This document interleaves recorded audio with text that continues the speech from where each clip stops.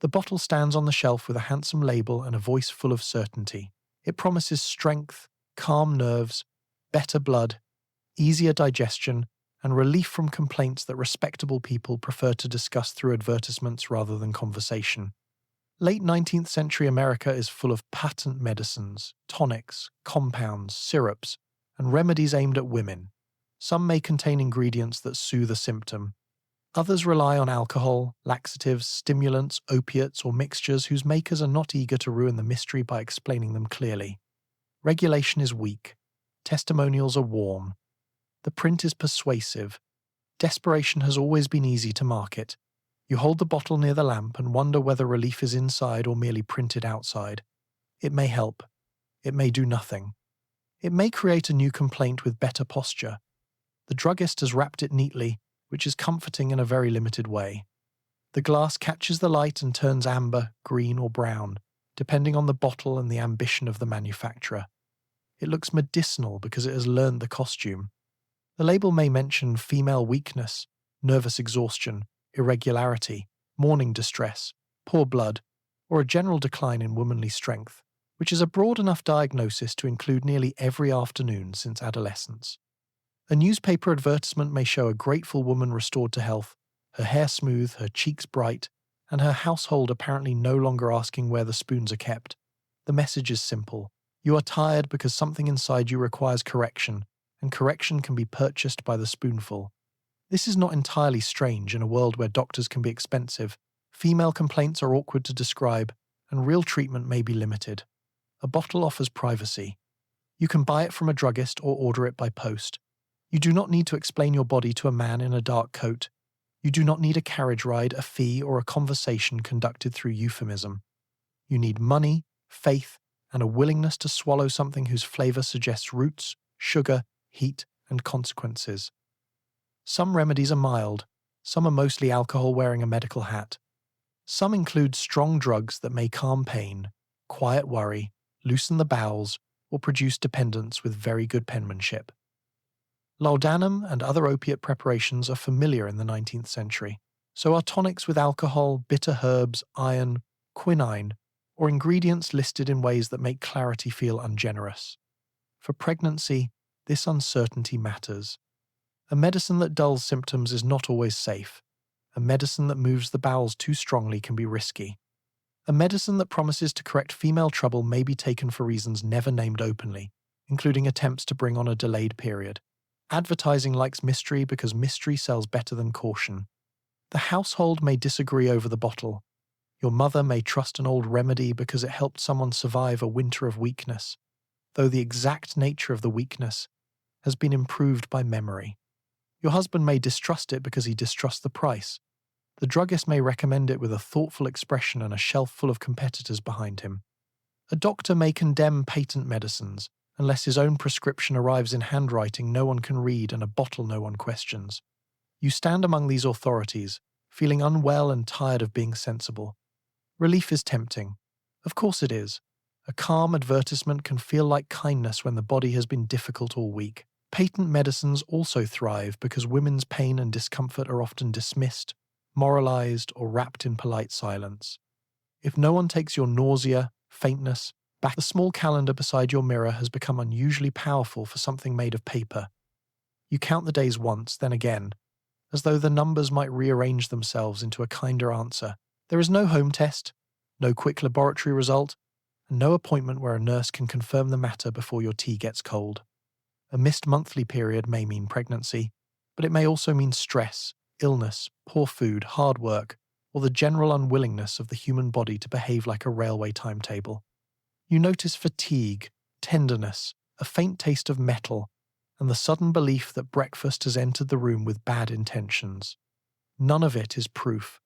All of it is evidence. The Gilded Age loves ledgers, contracts, schedules, and official seals.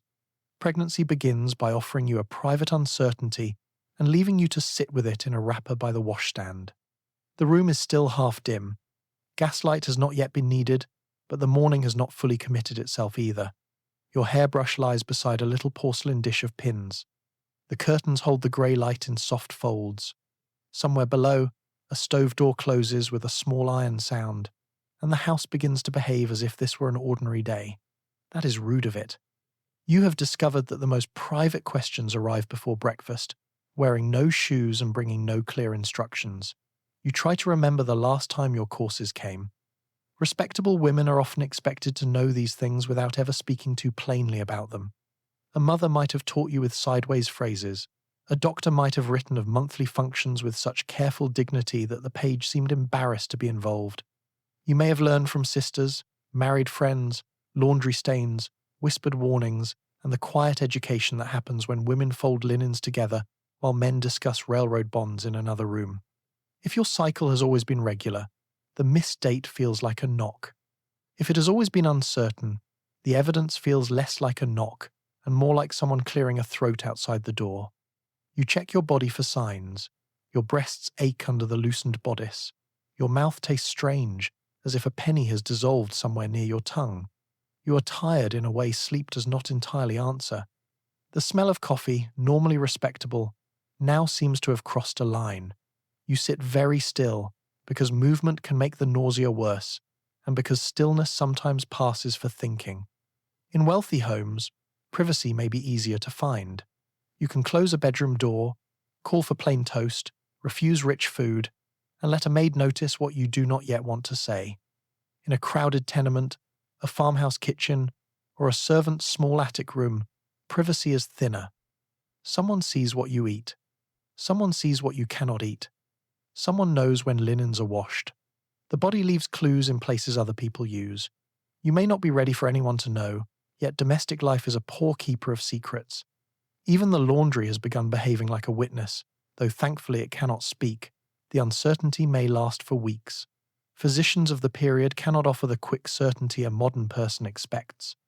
A doctor may listen to your report, ask about the missed period, nausea, faintness, breast changes, and swelling, then suggest waiting. Waiting is medically convenient when medicine has no better answer. For you, it fills the room.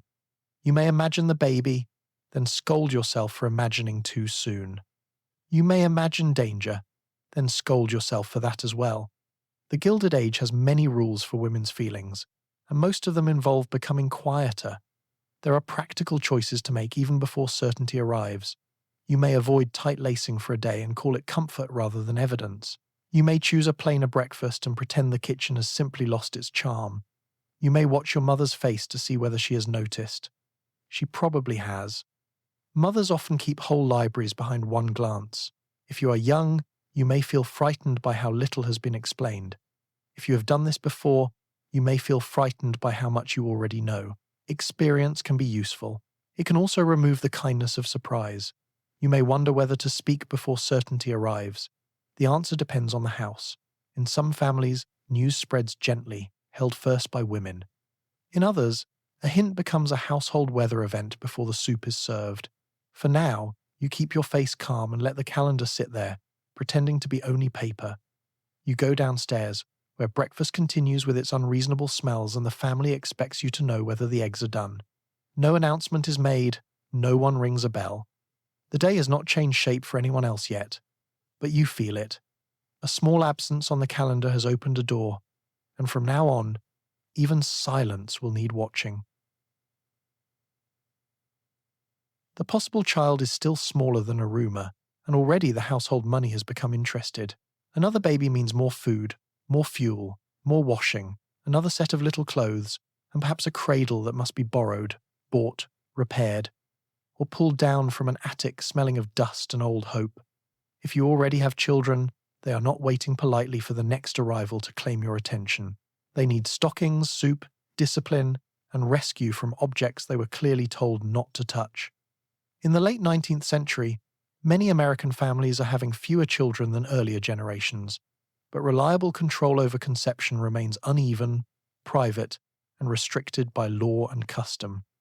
After the Comstock Law, even information about preventing pregnancy can become dangerous to send or sell. You look at the sewing basket, the coal scuttle, and the grocery account. Love may arrive. Arithmetic gets there first. The account book lies open on the table with its narrow columns and small accusations.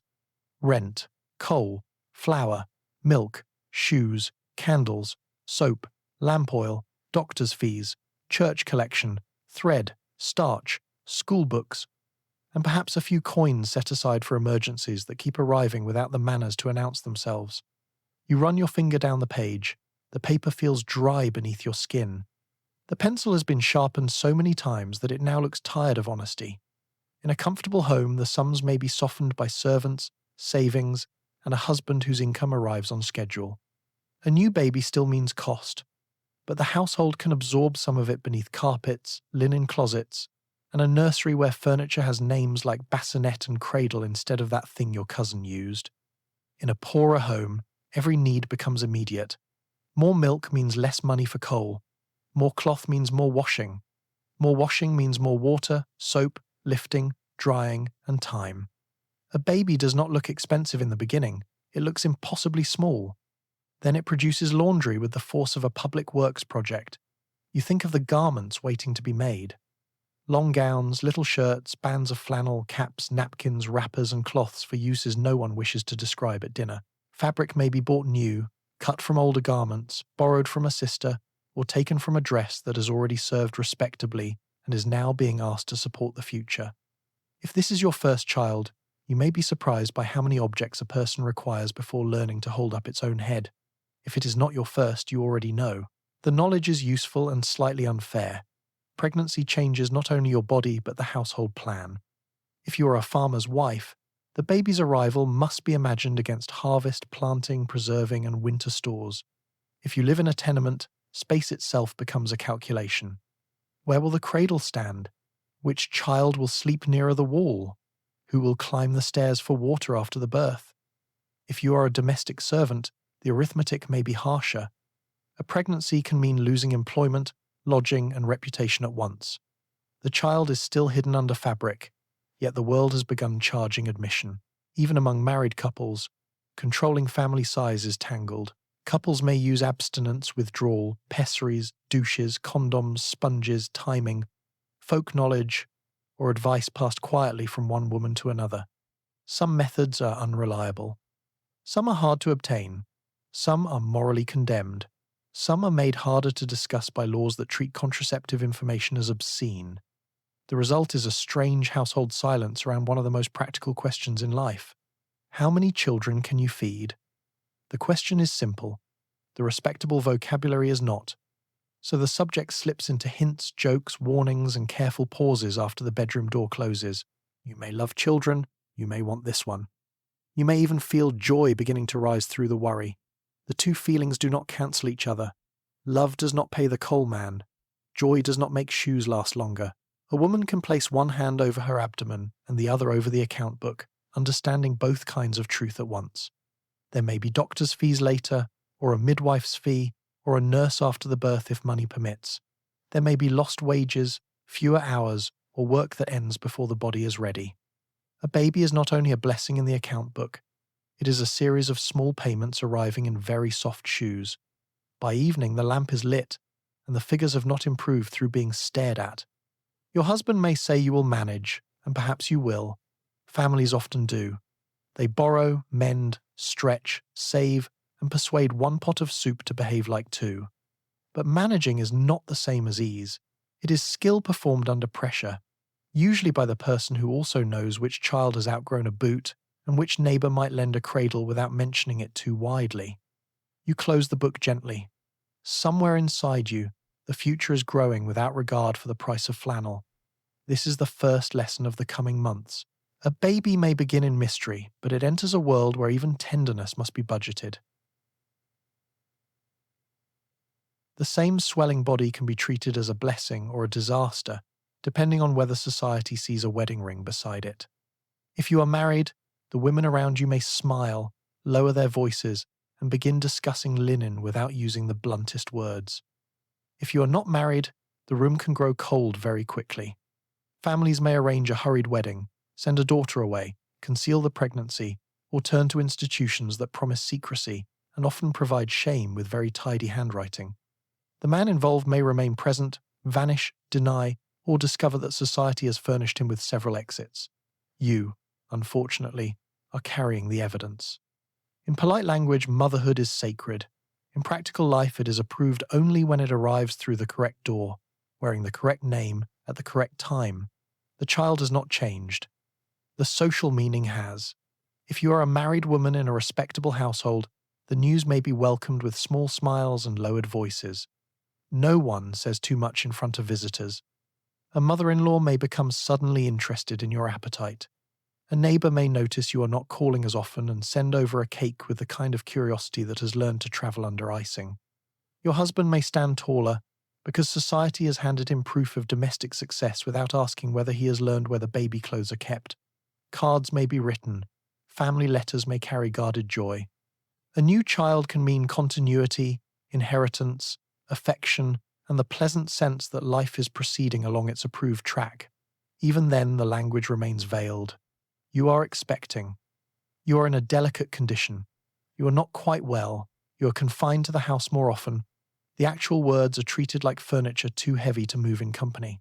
For an unmarried woman, every room is different.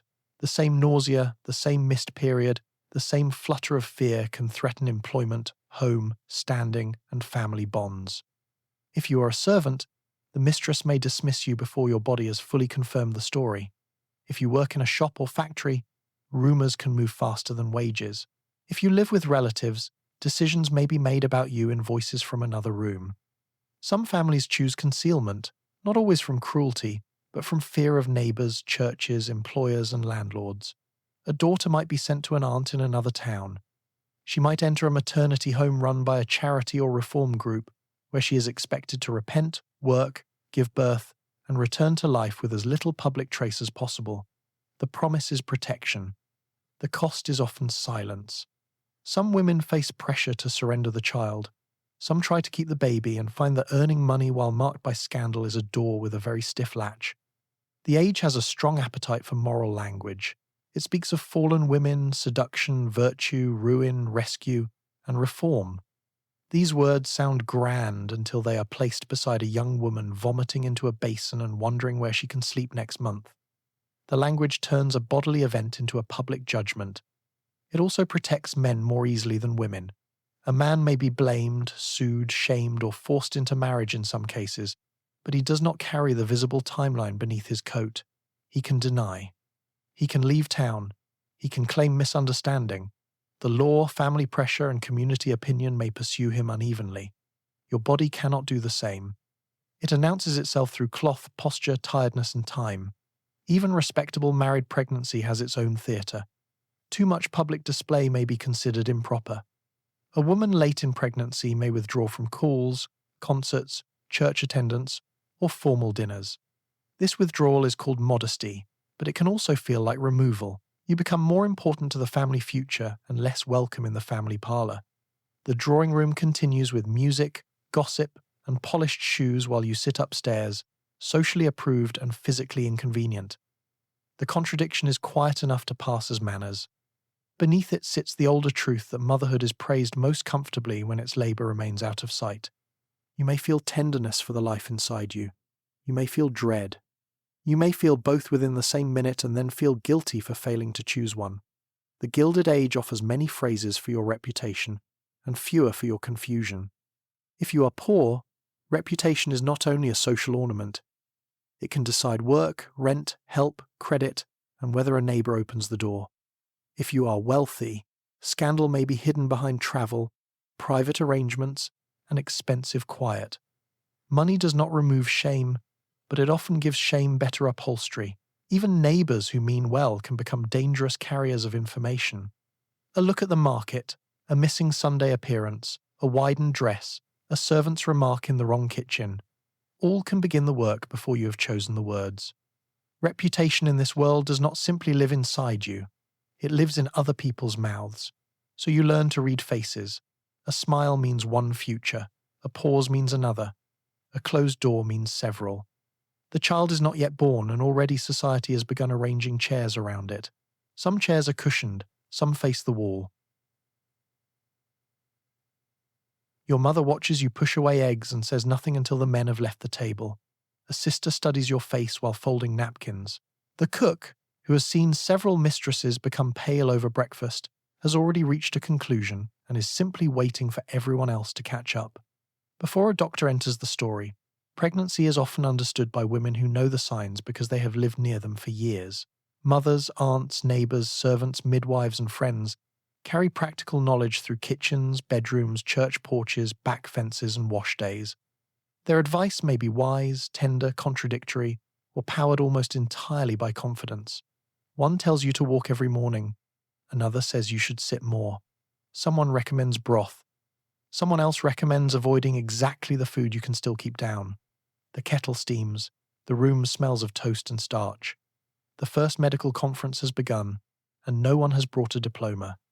This is not ignorance. It is another kind of education, gathered over years beside beds, wash tubs, cradles, sick rooms, and kitchen tables where women spoke freely once the door was closed. Before modern prenatal clinics, before routine tests, before nurses recorded each change on tidy charts, much of pregnancy knowledge lives in memory. A mother remembers how her own sickness came before quickening. An aunt remembers which cousin carried low, which labour lasted 2 days, which baby would not nurse, which doctor was kind, and which one should have been left outside with the horse. The midwife knows how a woman walks when her back begins to ache in that particular way. The laundress may know because she sees what other people pretend not to see. The cook may know because food tells the truth early. You sit with your teacup while the room gently studies you.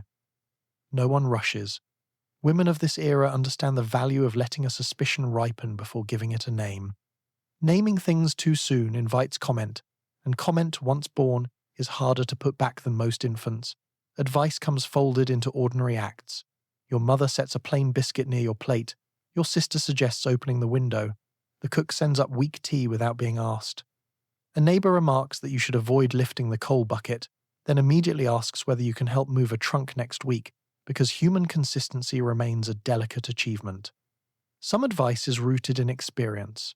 Rest when you are dizzy. Eat what stays down. Do not lace too tightly. Keep clean cloths ready as the months pass.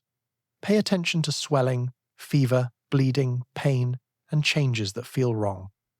Some advice is less useful, though delivered with equal certainty. Do not look at ugly things. Do not read upsetting stories. Do not crave strawberries in winter unless you are prepared for someone to blame you for the child's future opinions. The late 19th century still carries old ideas about maternal impressions, the belief that a pregnant woman's thoughts, sights, shocks, or cravings might mark the baby. Educated doctors increasingly doubt many of these claims, but old fears linger because they are very good at finding chairs in family life.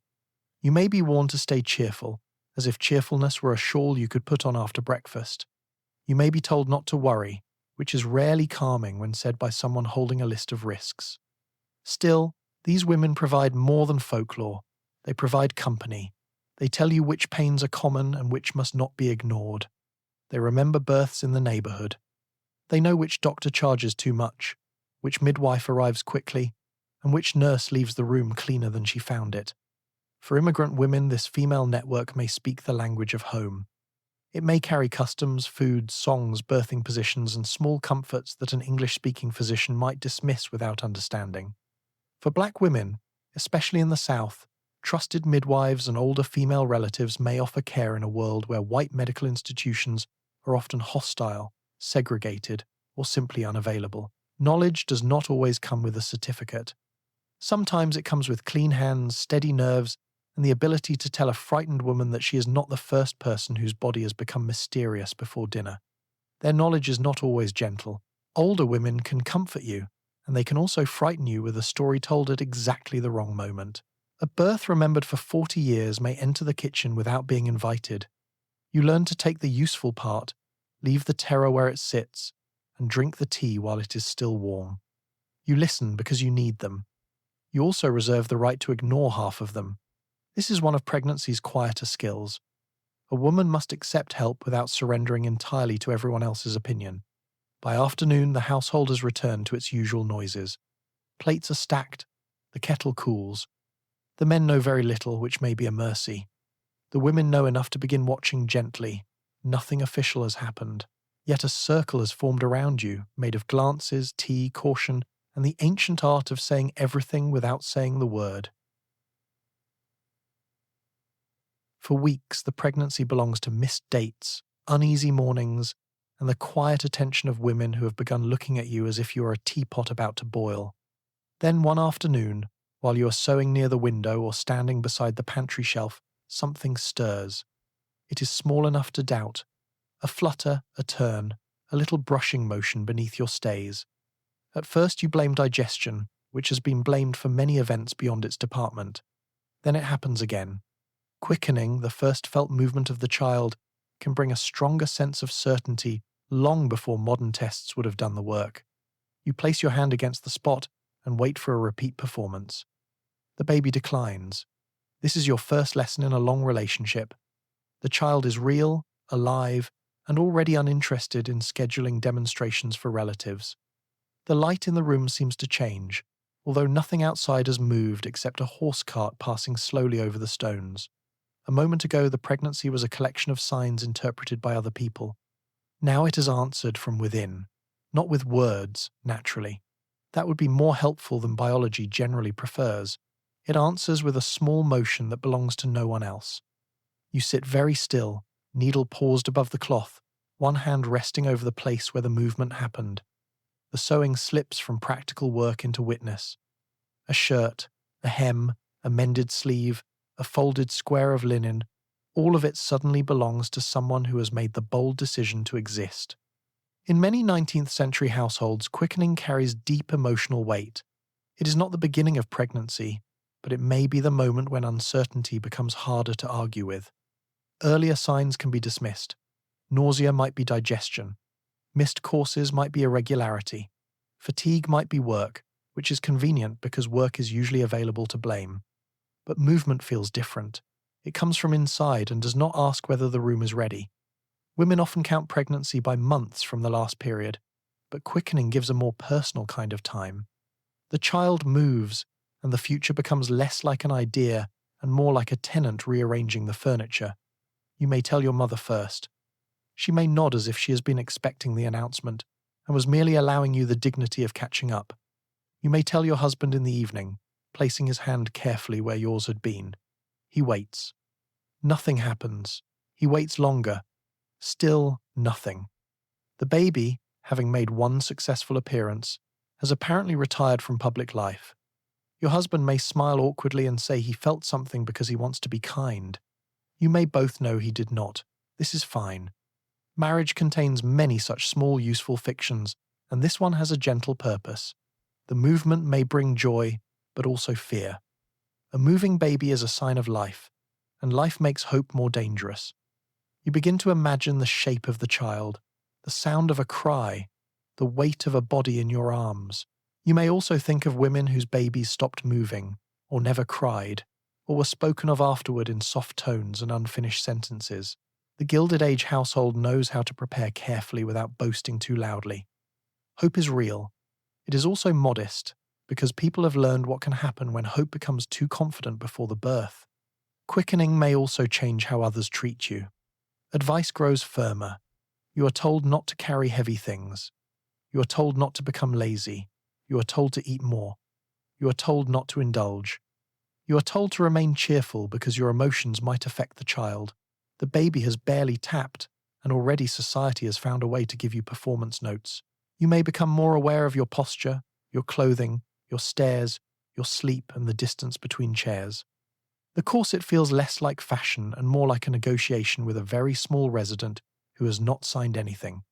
At church, in the market, or during calls, you may wonder who can tell. Your gown hides much, but you feel altered from the inside. That is one of pregnancy's oddest secrets. For a time, the world sees almost the same woman, while you carry a private weather system beneath your ribs. You may also begin to mark the day quietly in your mind. Not as a public anniversary, not yet, but as a private threshold. Before this, people could tell you what they suspected. After this, your own body has joined the conversation. It is a strange comfort to be answered by someone who cannot yet breathe. Days pass and the movements grow more familiar. A flutter becomes a roll becomes a nudge. You begin to learn when the baby rests and when it chooses activity, often during moments when you would prefer peace. At night, while the house settles and lamps burn low, You lie awake with one hand curved over the movement. The room smells faintly of linen, soap, wood, and coal smoke. The future turns once, then goes quiet. You wait, smiling despite yourself. The calendar began the suspicion, but this small knock has made the secret answer back. A physician may not be called at the first suspicion of pregnancy. Regular prenatal visits with careful measurements and repeated checks are not yet a settled routine.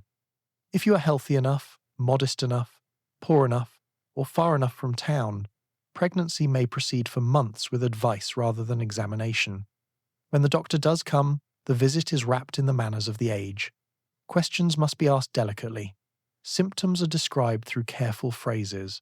The female body is treated as both important and nearly unspeakable, which is an awkward arrangement for everyone except silence. A good doctor can offer useful guidance about diet, rest, danger signs, and the coming birth. A less careful one may offer tone instead of knowledge. Blood pressure, laboratory testing, and the steady watchfulness of modern prenatal care are largely absent. You receive advice to avoid worry. The advice is placed beside several new reasons to worry. He may arrive at the house rather than summon you to an office, stepping from the carriage with a black bag, a dark coat, and the grave look of a man invited into a private matter where the furniture has already become embarrassed. In a wealthy home, he is shown into the parlour first. A servant takes his hat. Your husband may speak with him before you do, which is an efficient way of making your body briefly feel like family correspondence. In a poorer home, the same visit may happen in the kitchen or bedroom, with children sent out and the neighbours pretending not to hear. The doctor asks when your courses last came, whether you have been sick in the morning, whether your appetite has changed, whether you feel faint, whether there has been pain or bleeding. Each answer must pass through the filter of respectability. You are expected to be honest without being plain, detailed without sounding bodily, and calm while explaining why calm has become difficult. A physical examination may be avoided, delayed, or performed with careful modesty if considered necessary. Some doctors rely heavily on your account, on visible changes, and later on the size and position of the womb.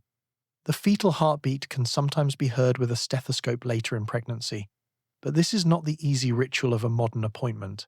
It is quieter, less certain, and not always part of ordinary care. Much of the advice sounds sensible enough. Eat plain, nourishing food. Avoid tight lacing, take gentle exercise, rest when tired.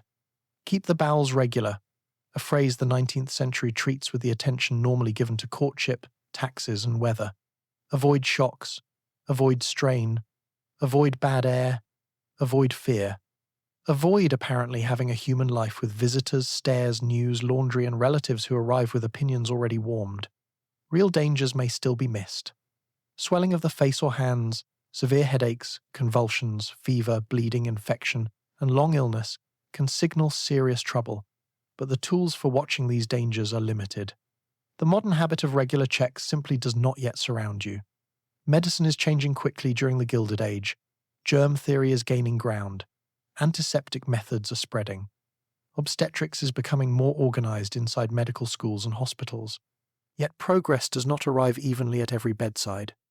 A city doctor trained in newer methods may speak differently from a rural general practitioner who has learned through apprenticeships, older texts, and whatever arrived at midnight on bad roads.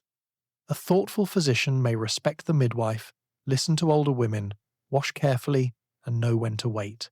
Another may dismiss women's knowledge as superstition while carrying several habits that will soon deserve the same description. You notice his hands. You notice whether he listens. You notice whether he speaks to you or about you. These small differences matter more than the polished brass of his instruments. The bag may contain a stethoscope, measuring tape, bottles, instruments, and the mysterious comfort of things made from metal and polished wood. Their presence may impress the household. They do not change the basic fact that much of your care still depends on observation, memory, and judgment. The visit may end with instructions written or remembered, a fee to be paid, and a promise to send for him when labour begins or sooner if anything appears wrong. That promise itself is shaped by distance and money. A wealthy woman may call again over a faint worry. A poor woman may wait because the doctor costs money, the horse costs time, and every errand becomes a family decision. You hear his carriage wheels move away over the street. The room grows still. You have been examined by modern medicine, at least as modern as the house can afford and the road can deliver. You know a little more than before. You also know how much no one can yet promise. Your mother may ask whether he seemed satisfied. This is a strange question, because the doctor was not the person needing reassurance. Still, satisfaction is what the room can measure. He nodded. He advised care. He did not look alarmed. In the language of the period, this may have to serve as comfort. You sit again by the window, one hand at your waist, trying to turn a professional tone into peace. It is a fragile conversion, but you attempt it anyway. The guidebook opens with calm authority and immediately begins arranging your life. It tells you what to eat, how to walk, when to sleep, what to wear, what emotions to avoid, and how much confidence you should place in fresh air. These books can be genuinely helpful when private subjects are difficult to discuss aloud. They can also sound as if pregnancy would be perfectly manageable if women stopped having households, bodies, relatives, budgets, and weather.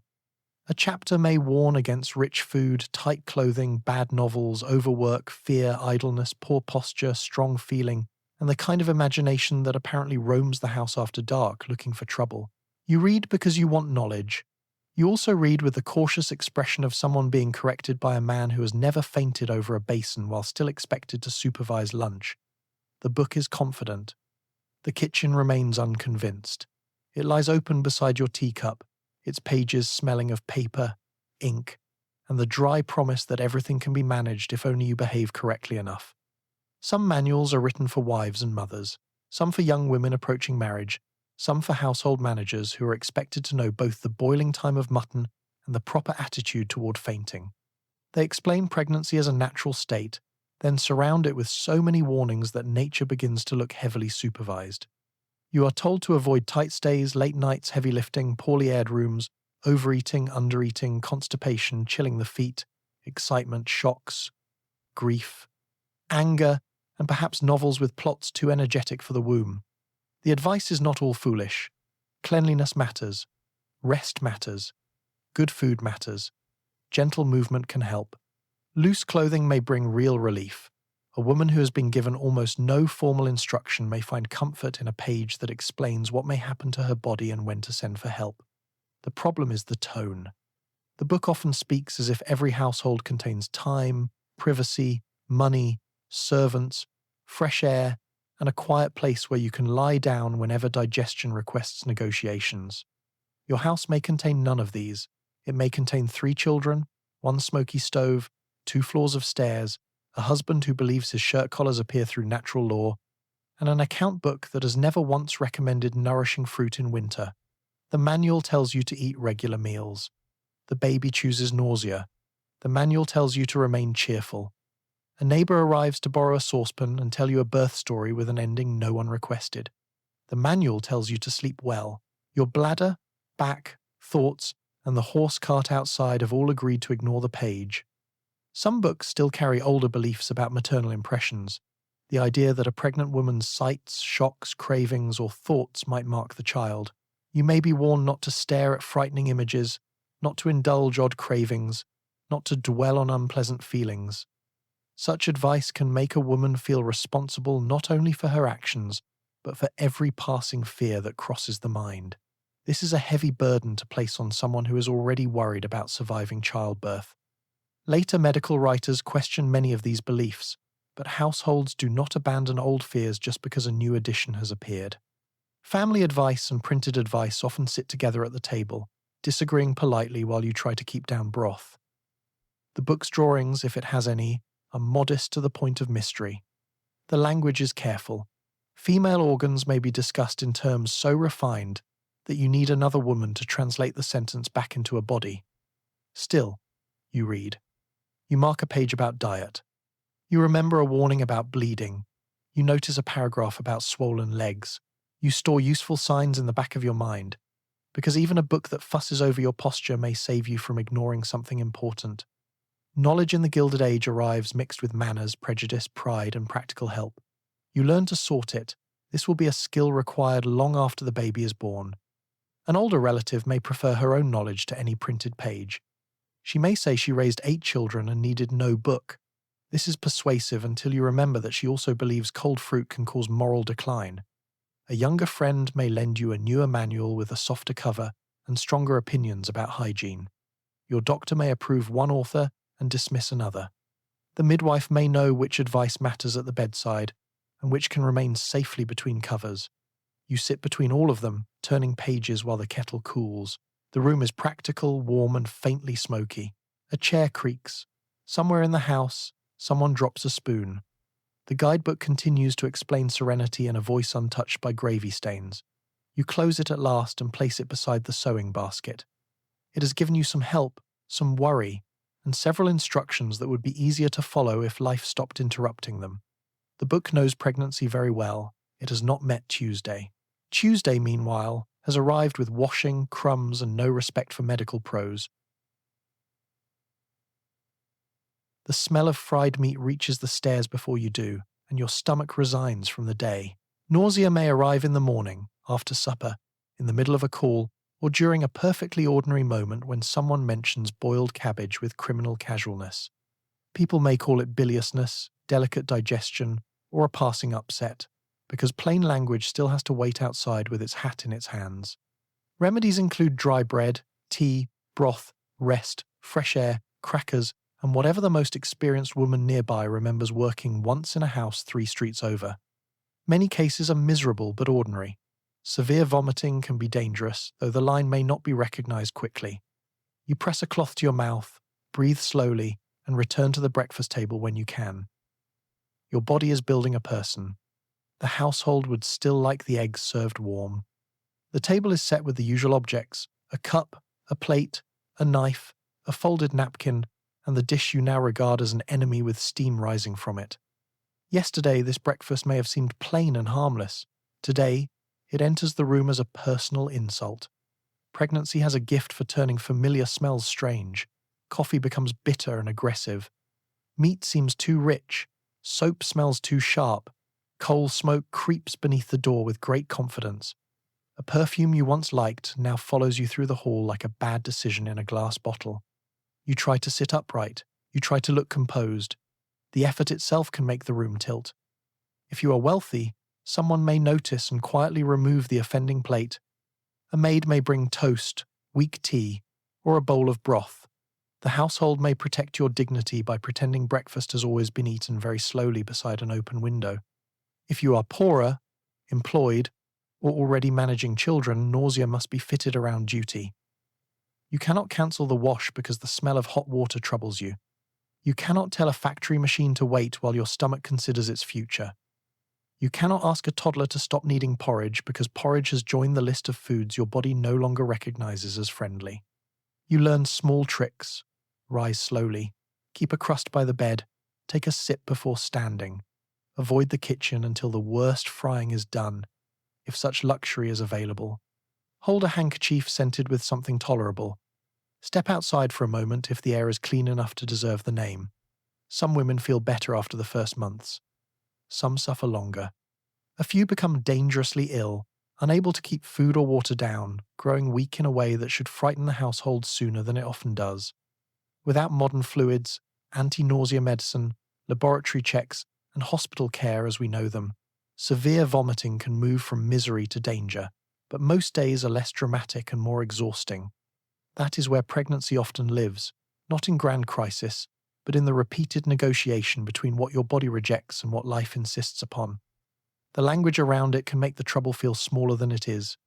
Biliousness sounds like a minor visitor. Delicate digestion sounds almost refined. Morning sickness sounds orderly, as if nausea has a schedule and will leave once breakfast is over. This is unfair marketing.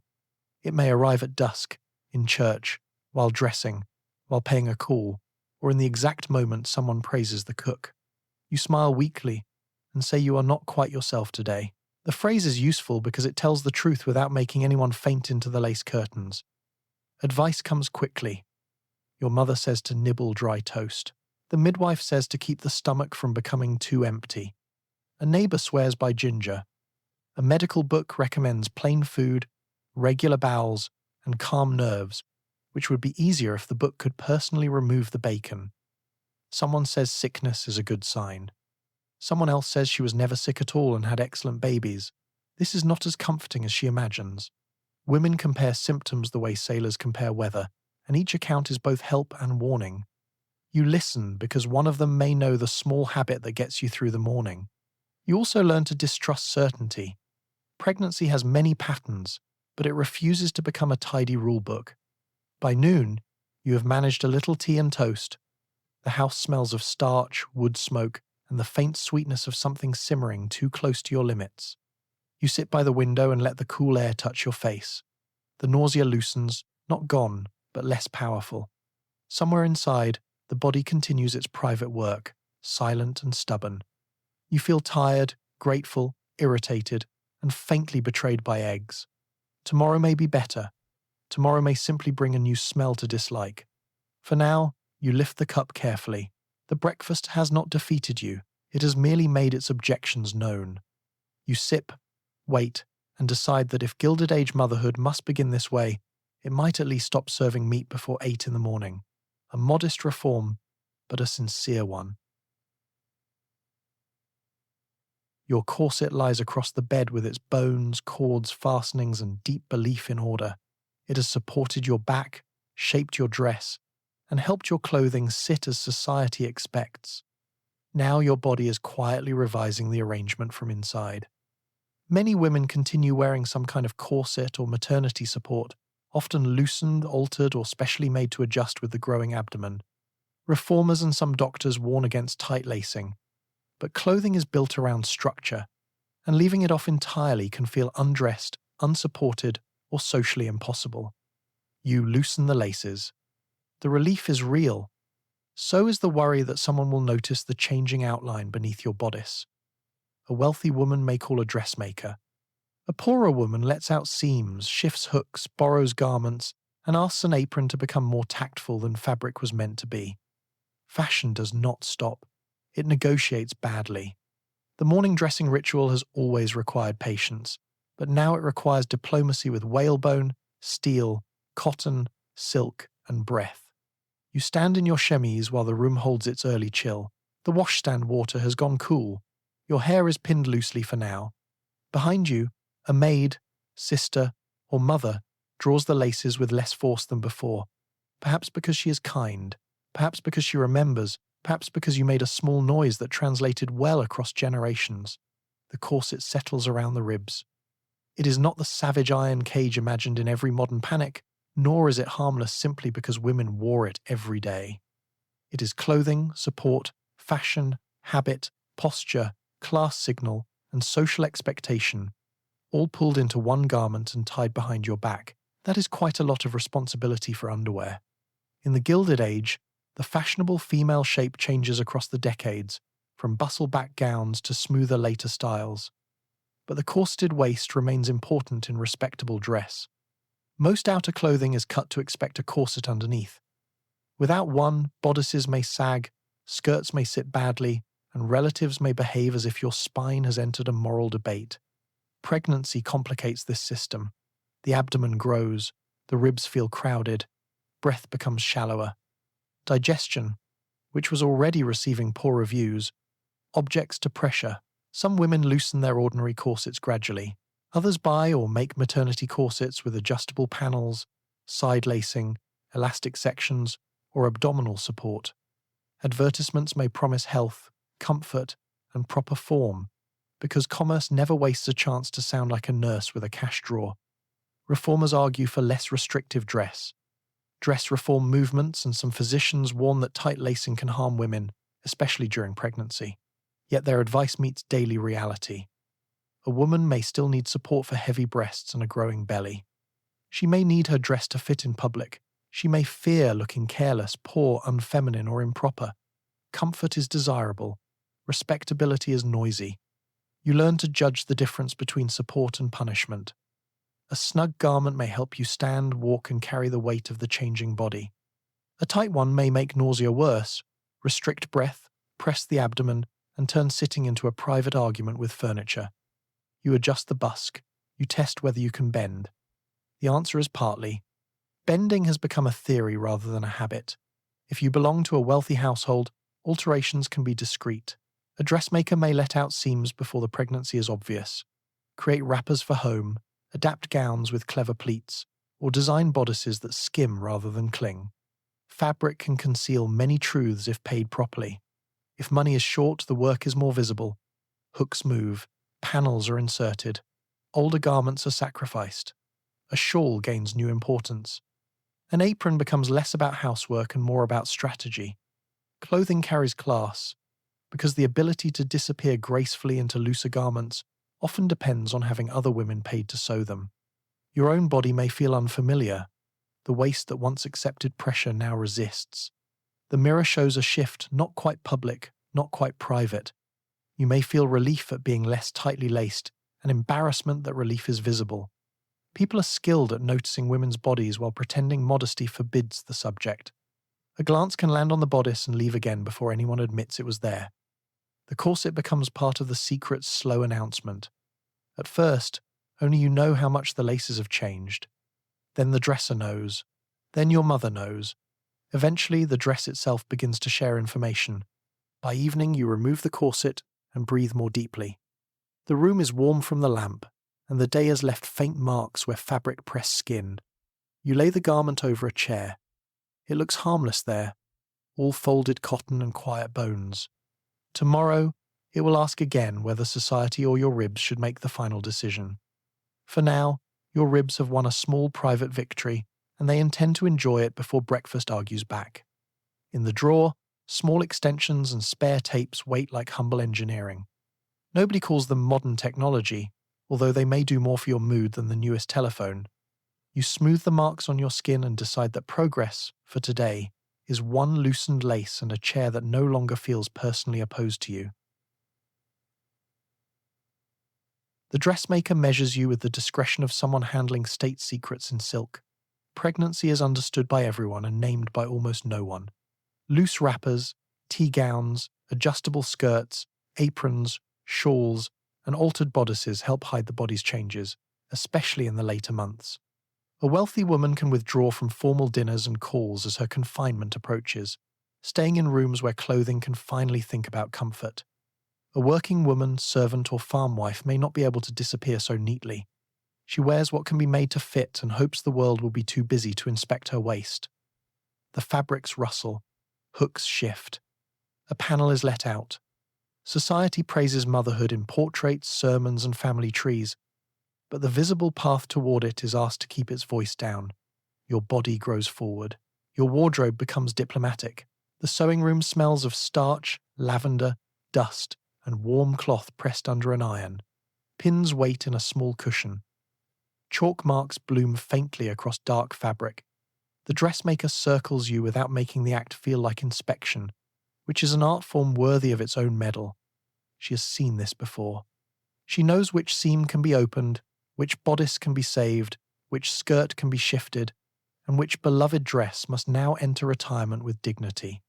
She speaks of fullness, ease, drape, and alteration. She does not say belly. Nobody says belly if a phrase involving the cut of a garment can be sent to do the work instead. In polite society, visible pregnancy is often managed through withdrawal, euphemism, and clothing designed to soften the outline. Early months may pass with ordinary dress adjusted only slightly. Later, you may wear wrappers at home, loose gowns for private rooms, tea gowns for informal hours, or specially altered garments that make room without announcing why the room is needed. The goal is comfort, but also concealment. A pregnant woman is not expected to celebrate her shape in public. She is expected to become gently absent at the correct pace. Invitations may be declined. Visits shorten. Church attendance may become less regular. Formal dinners continue elsewhere, full of oysters, speeches, corsages, and people who do not need help rising from chairs. You remain upstairs or nearer home, respectable and increasingly difficult to button. Wealth matters here, as it does almost everywhere the Gilded Age pretends taste is doing the work alone. A woman with money can have garments altered before strain becomes obvious. She can order soft wrappers, embroidered dressing gowns, fresh linen, and outerwear that hides the late months with careful folds. She can withdraw from public display without losing wages. She can call it rest. A woman without money may keep appearing because she must. A shop girl may stand behind a counter until her employer decides the matter has become too visible. A servant may wear an apron that does not hide enough from a mistress already looking for reasons. A farm wife may move through the yard in the same old dress because the chickens do not observe confinement etiquette and the cows have never cared about waistlines. The clothes carry practical problems too. Skirts are heavy. Petticoats add warmth. Bodices fasten in ways that now feel invented by someone with a grudge against breathing. Stairs require the lifting of hems, one hand on the rail, and a private hope that nobody has left a toy, boot, or coal scuttle in the path. Shoes become harder to reach. Stockings become an event. Gloves still need buttoning. The body changes in front of a culture committed to pretending it has not looked. You may find comfort in the softness of a wrapper at dusk. It falls from the shoulders, loosens at the waist, and allows your ribs a period of negotiation. The fabric may be plain cotton, wool, silk, or an old gown converted for gentler service. At home, the garment lets you breathe. If a visitor arrives unexpectedly, you may reach for a shawl, not because you are cold, but because modesty has entered suddenly and is asking for reinforcements. Some women enjoy the retreat from public dress. There is relief in fewer calls, fewer tight bodices, fewer people commenting on the weather while watching your middle with the focus of a banker examining collateral. Others feel lonely. The same clothing that brings comfort can mark the edges of a smaller world. The parlor grows distant. The street continues without you. Friends may visit, but more often news arrives through other people's mouths, already warmed by travel. Your altered dress becomes a sign that you are both central to the family and slightly removed from it. This is one of the odd tricks of pregnancy. Everyone is waiting for what your body will produce, while your body itself is treated as something best kept behind fabric. By night, the dressmaker's pins have been gathered, the panels basted, and the lamp turned low. You hang the loosened gown carefully. It is not fashionable in the old way, but it is kind enough, and kindness in clothing should not be underestimated. Tomorrow, someone may praise how well you are looking, which usually means they have noticed everything and decided to be polite. Your wardrobe has not hidden the truth. It has simply taught the truth to whisper. At the table, every mouthful seems to have attracted advice.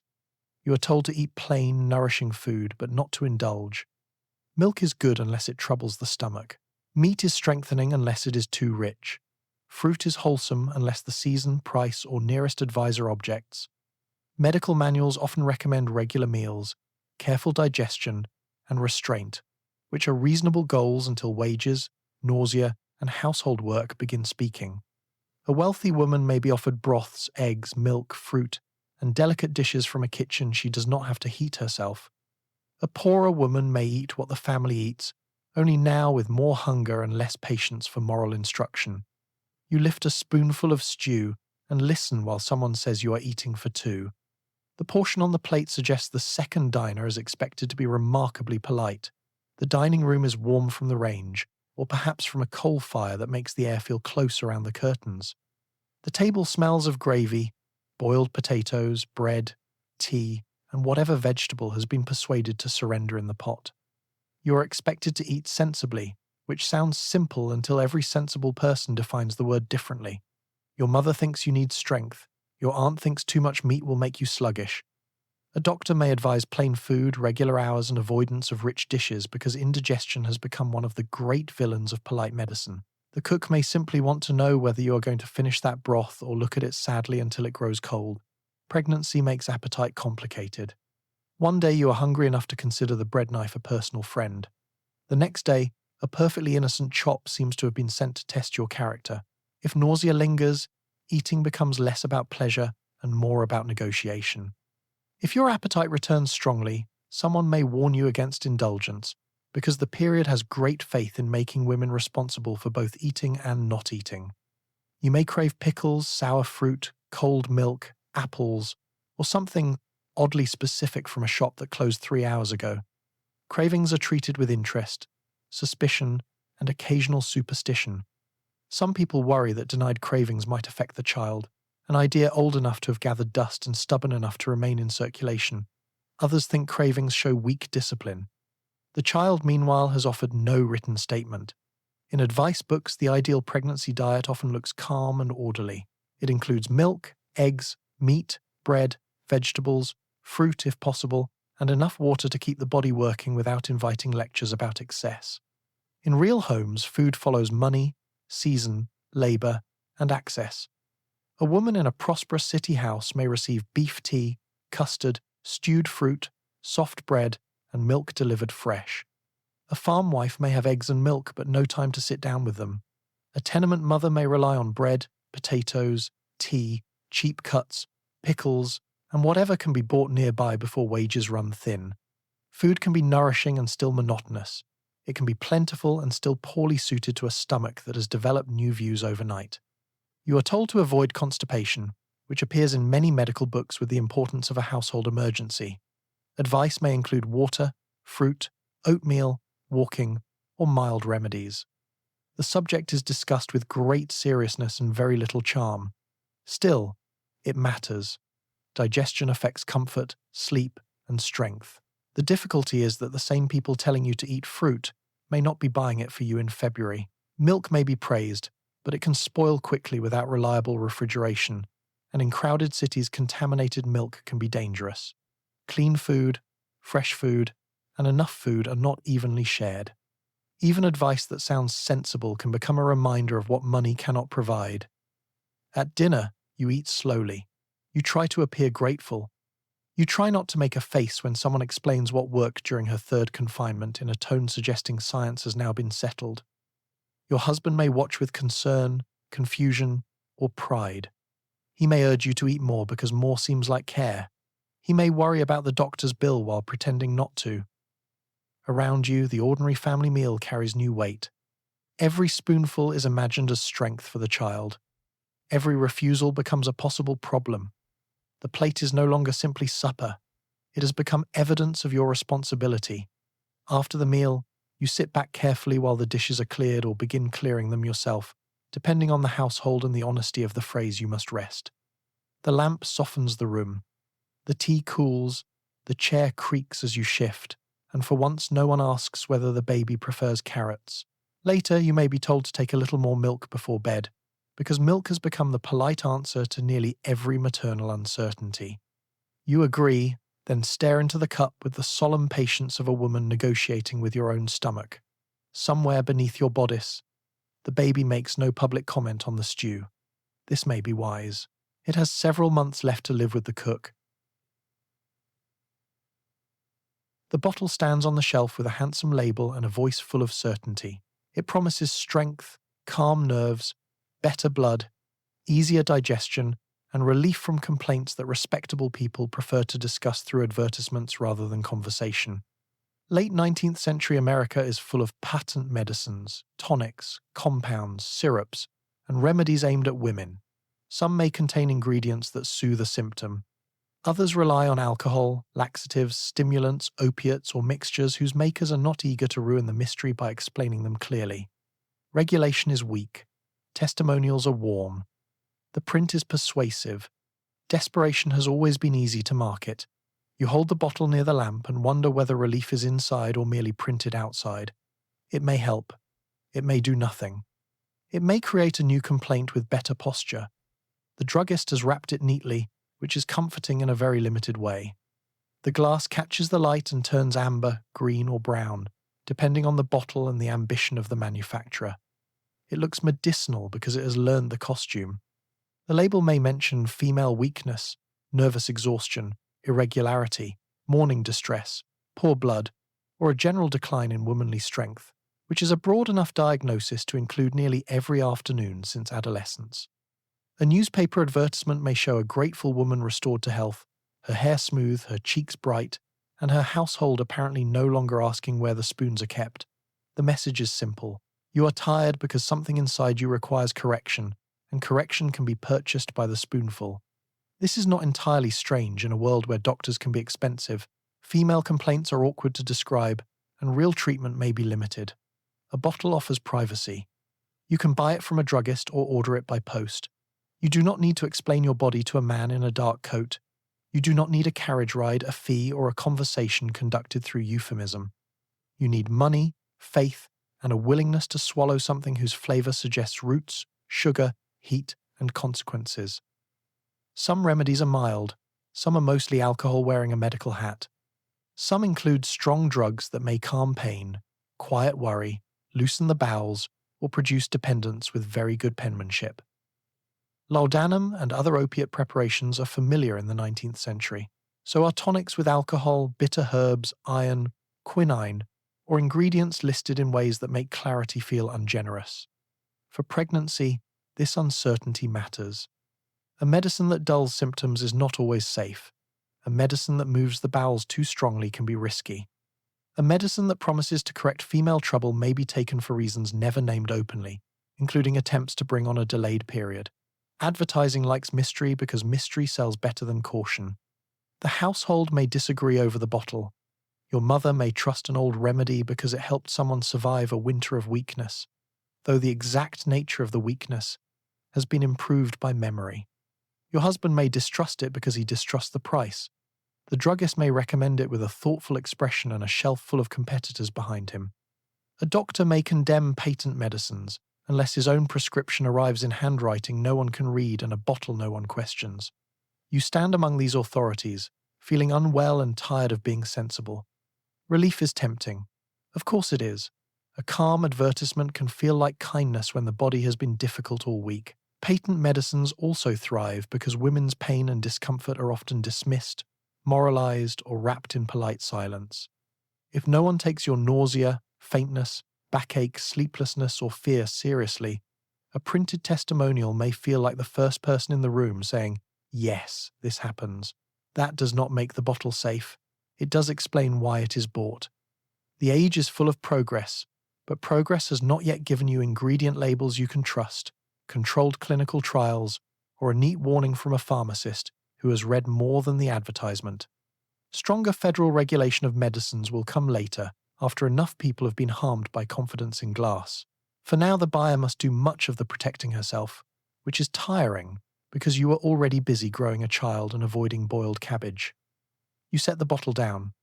Perhaps you take a small dose because the doctor allowed it, or because your mother insists, or because the evening is long and your nerves have begun pacing the floor. Perhaps you leave it unopened and return to tea, bread, and the old remedy of lying down before anyone asks you to find a button. Either way, the bottle remains on the shelf, beautiful and suspicious, promising comfort with the smooth patience of a salesman who has learned to lower his voice. In the soft lamplight, it looks almost reassuring. That is the trouble with a good label. It can make uncertainty appear professionally dressed.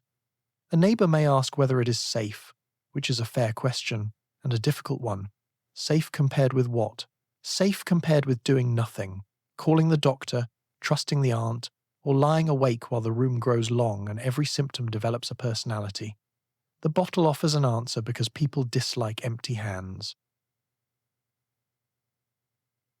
Your doctor suggests fresh air, gentle movement, steady habits, and a mind kept free from shocks.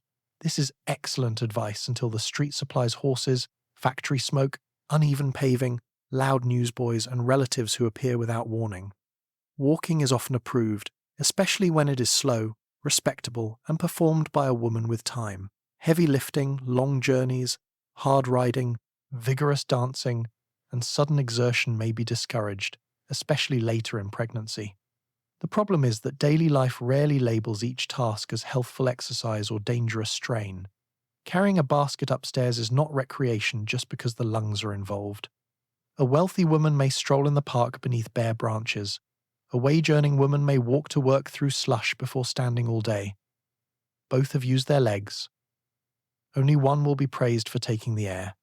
You pause at the corner and let the wind cool your face. It smells of damp leaves, horse, coal smoke, and the faint sweetness from a bakery already doing more for public morale than several pages of advice. The pavement is uneven under your boots. A carriage wheel rattles past. Somewhere, a streetcar bell sounds, and the whole scene appears determined to make calm movement more complicated than the doctor's sentence suggested.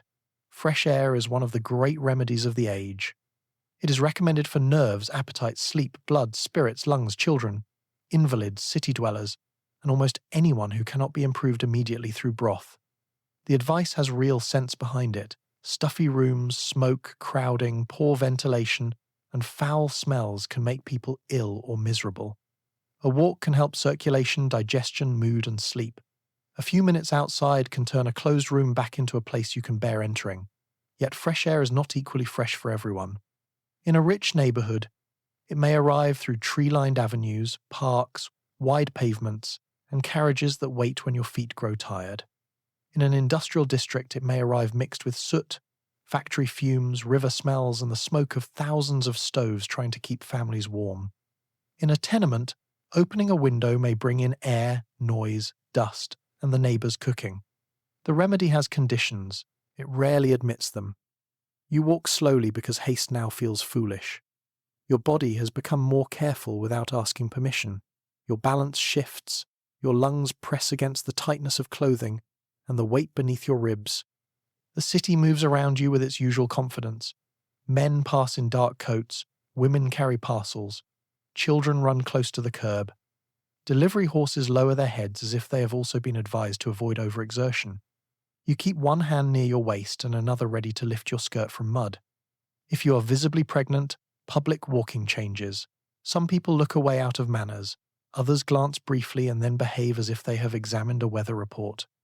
A woman in the later months may be expected to appear less often, especially in formal spaces. Walking for health can be approved, but public pregnancy must remain tidy, controlled, and not too interesting. The contradiction is small but constant. The doctor advises movement. Society advises disappearance. Your legs are asked to satisfy both. For working women, exercise is not a polite stroll but labor. A laundry worker stands over steam. A shopgirl stands at a counter. A servant climbs stairs with coal, water, trays, linen, and sometimes the household's entire faith in hot soup. A farm wife crosses yards, bends in gardens, feeds animals, and carries pails while being told, perhaps sincerely, not to overdo it. The phrase gentle movement has a different shape when the cow is waiting. Advice about avoiding shocks also proves ambitious. The age is full of them. A horse bolts, a child falls, a factory whistle shrieks. A newspaper reports fire, crash, scandal, epidemic, or bankruptcy with all the tenderness of ink. Family letters arrive edged with worry. Even ordinary streets can jolt the body, especially if you travel by carriage over ruts or by train with seats that seem to have been designed by people who never possessed a spine.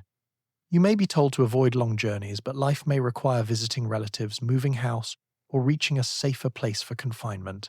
Rest and caution are sensible. They are not always available. At the park, if you reach it, the air opens a little. Branches move overhead.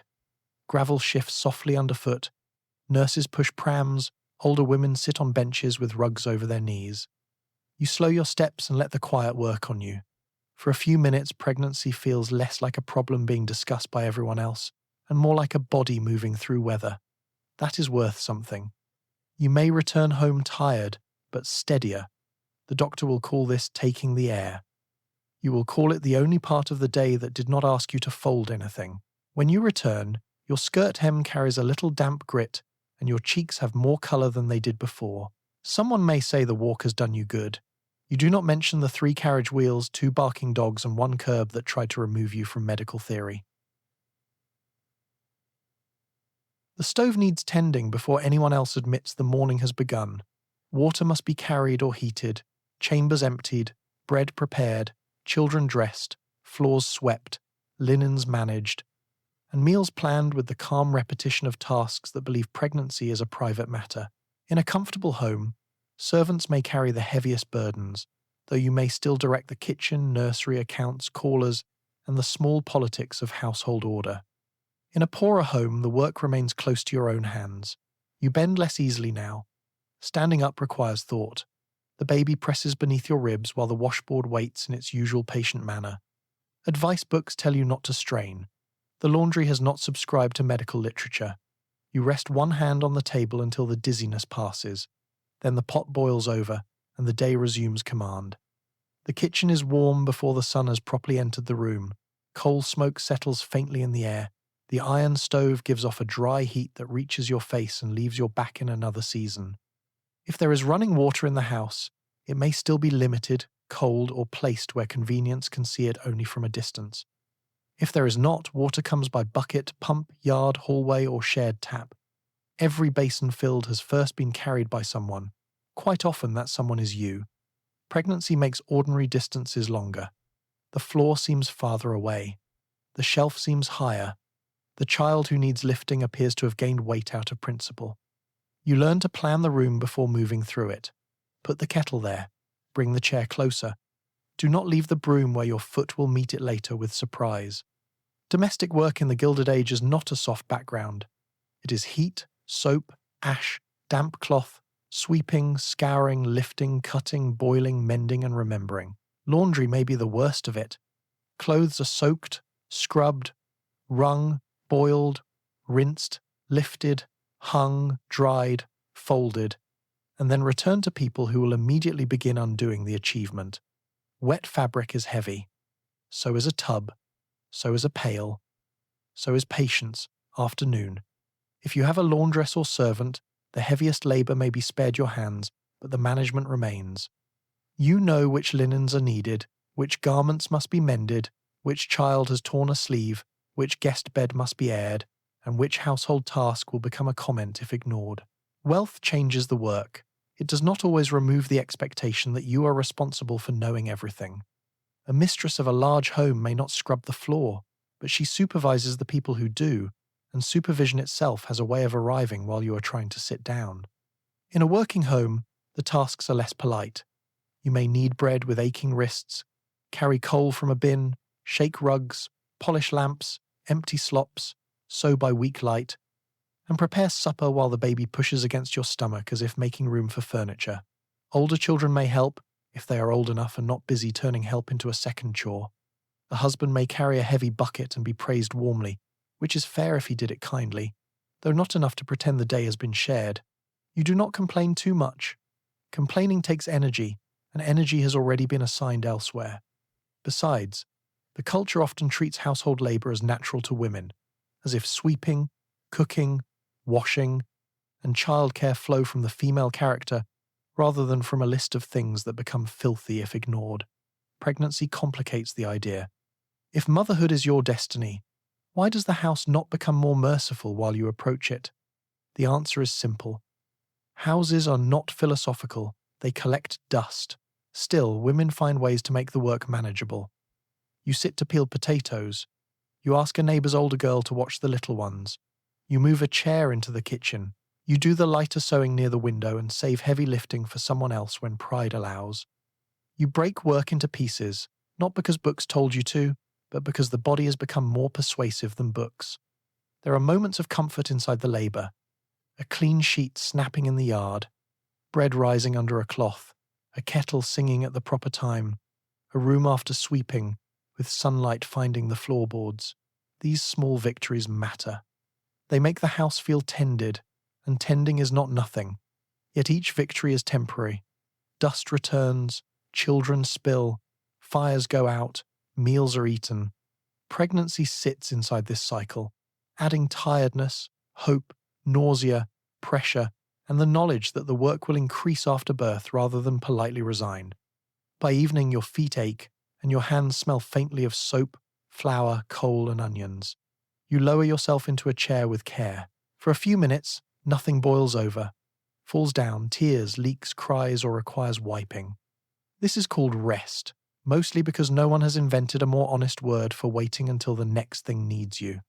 The chair is plain, the fire is low, and the house seems to be holding its breath. Then a child calls from the next room in the particular tone that means either disaster or a missing ribbon. You do not move immediately. This small delay feels almost revolutionary. The factory whistle sounds while the sky is still grey and your body has not been consulted about the hour. You may work in a mill, laundry, cannery, shop, garment room, boarding house, kitchen, or another household's nursery. There is no broad system of paid maternity leave waiting kindly in the office. Many employers prefer women who are young, unmarried, and not visibly pregnant. Once your condition shows, you may lose wages, position, lodging, or reputation. Domestic servants are especially exposed because the job may include the room where they sleep. If employment ends, shelter may end with it. Some women hide pregnancy as long as fabric allows. Others keep working because rent, food, parents, children, And husbands with irregular wages leave little space for delicacy. A wealthy woman is told to avoid fatigue. A working woman is answered by the clock, which has never been famous for sympathy. The street before dawn is cold enough to make your breath visible. Your boots strike the pavement carefully, because ice, mud, loose stones, and horse leavings have no respect for delicate conditions. Around you, other women walk in the same direction, shawls pulled close, lunch pails or bundles in hand. Some are young and unmarried, some are widowed. Some are supporting parents, brothers, husbands, or children. Some are married and working because one income is not enough, no matter what sentimental pictures of home suggest. Industrial America needs women's labor, but it often prefers that labor neat, cheap, temporary, and free of visible biology. You keep your coat fastened and your pace steady. Inside the mill, shop, laundry, or sewing room, the air changes. It may smell of damp cloth, lint, dye, starch, steam, oil, fish, fruit, hot metal, or coal smoke, depending on the work. Machines clatter, floors vibrate. Foremen watch. Bells divide the day into pieces that do not care when nausea arrives. Standing for hours is tiring even without pregnancy. So is bending, lifting, reaching, carrying trays, feeding machines, sorting goods, folding linens, tending children, or sewing piecework until the light thins. If your work is in a laundry, steam wraps the room and damp heat settles into your clothes. If it is in a garment shop, your back bends over cloth while your eyes follow seams. If it is domestic service, you may rise before the family, light fires, polish grates, carry water, climb stairs, empty chambers, serve meals, and sleep in a small room that belongs to the job more than to you. A pregnancy in service can become a crisis quickly. A mistress may be kind. She may also dismiss you to protect household respectability, avoid scandal, or simply remove a difficulty from view. Losing work may mean losing bed, meals, wages, and the only roof currently available. Respectability is never only moral. It is practical. It decides whether you eat next week. Some women hide the pregnancy as long as possible. Looser clothing helps for a while. Aprons help. Standing behind a counter helps if no one looks too closely. In factories, a growing body may be concealed beneath layers until sickness, faintness, or size makes concealment impossible. The effort is physical and emotional. You move carefully, not wanting to draw attention. You avoid asking for rest too often. You swallow nausea. You sit only when permitted. You laugh at jokes you do not enjoy because attention can be costly. There are no modern protections waiting to say your job must be held, your wages must continue, or your body must be accommodated. Reform movements are growing, and some states are beginning to consider protective labor laws for women and children. But the protections are uneven, limited, and often shaped by ideas about women's weakness rather than women's rights. For the pregnant worker, daily survival remains local. It depends on the employer, the task, the family, the season, and how long the body can keep it secret. Yet work can also bring something the home may not. Wages, however small, are real. A coin in your hand has a clear sound. It can buy bread, coal, milk, cloth, or a little independence from another person's mood. Work may bring companionship too. Another woman may notice when you lean against the wall. She may trade tasks, cover for you, or share a bit of bread. A foreman may not see kindness when it happens between women at the edge of a bench. That does not make it small. At noon, you eat what you brought, perhaps bread, cheese, an apple if luck has been generous, or something wrapped in paper now softened by your pocket. Your back aches. The child inside you is quiet, or moving softly under the pressure of your stays. The whistle calls you back before you are ready. It always does. By evening, you walk home with tired feet and wages that already know where they are going. The sky is darker now. Somewhere, a wealthy woman is being told to lie down and preserve her strength. You would also enjoy preserving yours. Unfortunately, the rent has made other arrangements. You reach the door and pause before going inside, letting the last cold air clear the smell of steam and oil from your throat. There will be supper to manage, clothes to mend, and perhaps another morning whistle waiting ahead. The body has done a day's paid work. Now it is expected to begin the unpaid kind. The room is close, warm, and already doing too many jobs. It is bedroom, kitchen, nursery, storage space, sick room, and sitting room, depending on the hour and who has moved the chair. In crowded city tenements, pregnancy unfolds beside shared water, steep stairs, poor ventilation, street noise, cooking smells, and neighbors near enough to learn news from a cough.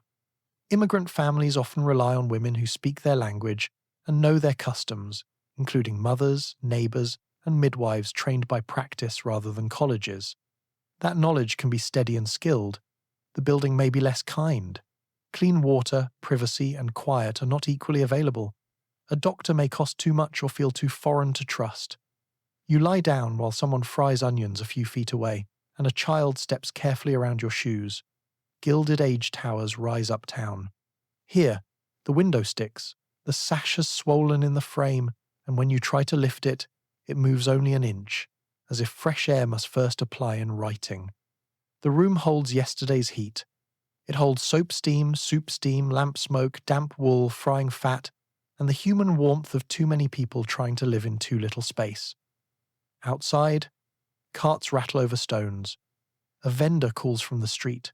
Children shout in a language that changes from doorway to doorway.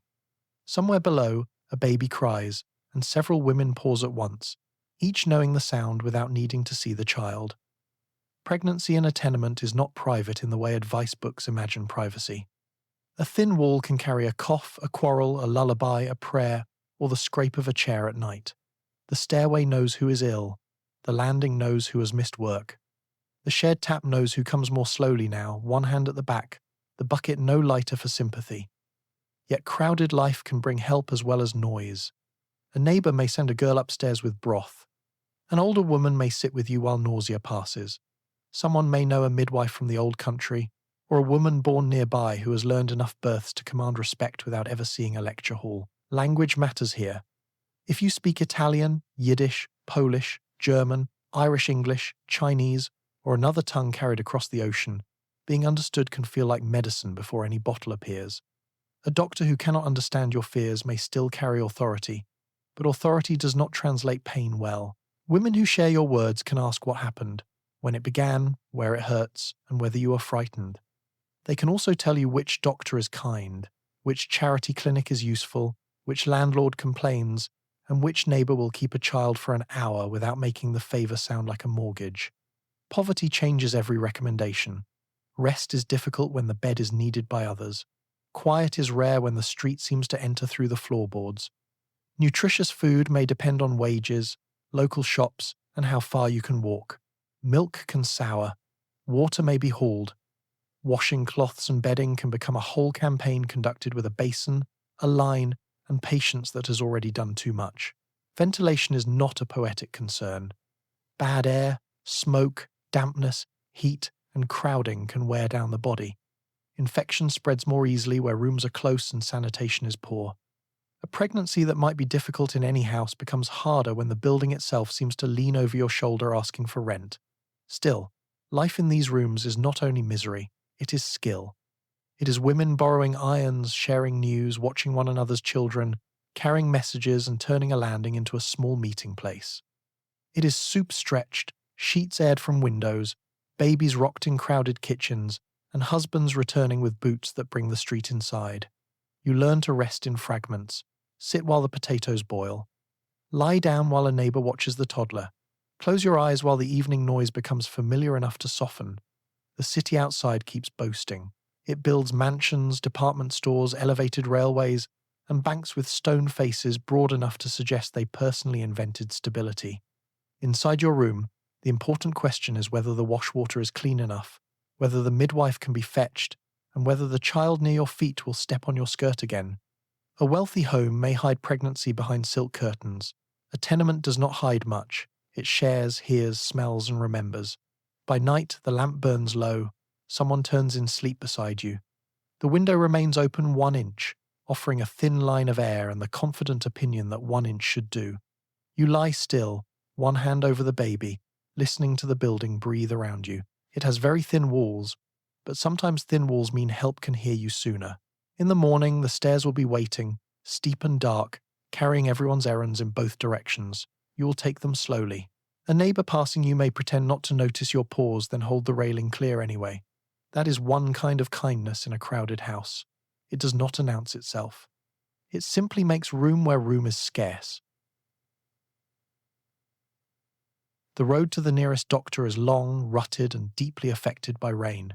On a farm, pregnancy may come with open air, but open air does not milk cows, haul water, preserve fruit, feed chickens, cook for hired men, mend clothing, or persuade the harvest to wait until you feel steadier.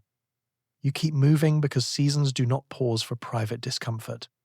A local midwife or experienced neighbor may matter more than any distant physician, partly because she knows what to do and partly because she can actually arrive before morning. Weather becomes part of the birth plan. Snow, mud, darkness, and the condition of the horse may decide who is in the room when labor begins. The fields outside look peaceful in late light. They are beautiful. They are also wide, inconvenient, and completely uninterested in whether you need help quickly. Morning begins before the sun has finished deciding on the horizon. The yard smells of damp earth, hay, manure, wood smoke, and the cold metal of pails waiting by the door. A rooster makes his opinion known with the certainty of someone who will not be carrying water today. You wrap a shawl around your shoulders and step carefully across the threshold. The ground is uneven. The hem of your dress brushes frost, mud, or dust, depending on the season, and every season has its own method of being difficult. In spring, the lane sinks under rain. In summer, the heat presses under your bonnet and makes the air shimmer above the fields. In autumn, work gathers in baskets, barrels, smokehouses, kitchens, and cellars. In winter, the pump handle burns cold against the hand, and the road to town becomes a matter of courage, wheels, and luck. Advice about rest sounds different here. You may sit when the churning is finished, unless bread needs kneading. You may avoid lifting, unless the toddler must be removed from the yard, the basket must be carried, or the kettle is too full to ignore. Farm work is not always brutal, but it is constant. Animals have habits. Fires need fuel. Food must be preserved when it is ready, not when you are. A cow requiring milking does not accept pregnancy as a scheduling concern. She has her own body, her own timetable, and a quiet refusal to read medical advice. Your day may be shaped by poultry, pigs, cows, a vegetable garden, washing, sewing, meal preparation, and children whose energy appears to be produced from weather. If your household is large, sisters, daughters, hired girls, mothers, or neighbors may help. If it is not, much of the work remains close to your own back. A farm can offer food that city women may struggle to buy: milk, eggs, apples, beans, pork, potatoes, preserves, and garden greens in season. That does not mean abundance is easy. Food still must be grown, gathered, butchered, stored, cooked, and protected from spoilage, pests, frost, drought, and the bold ambitions of children near jam.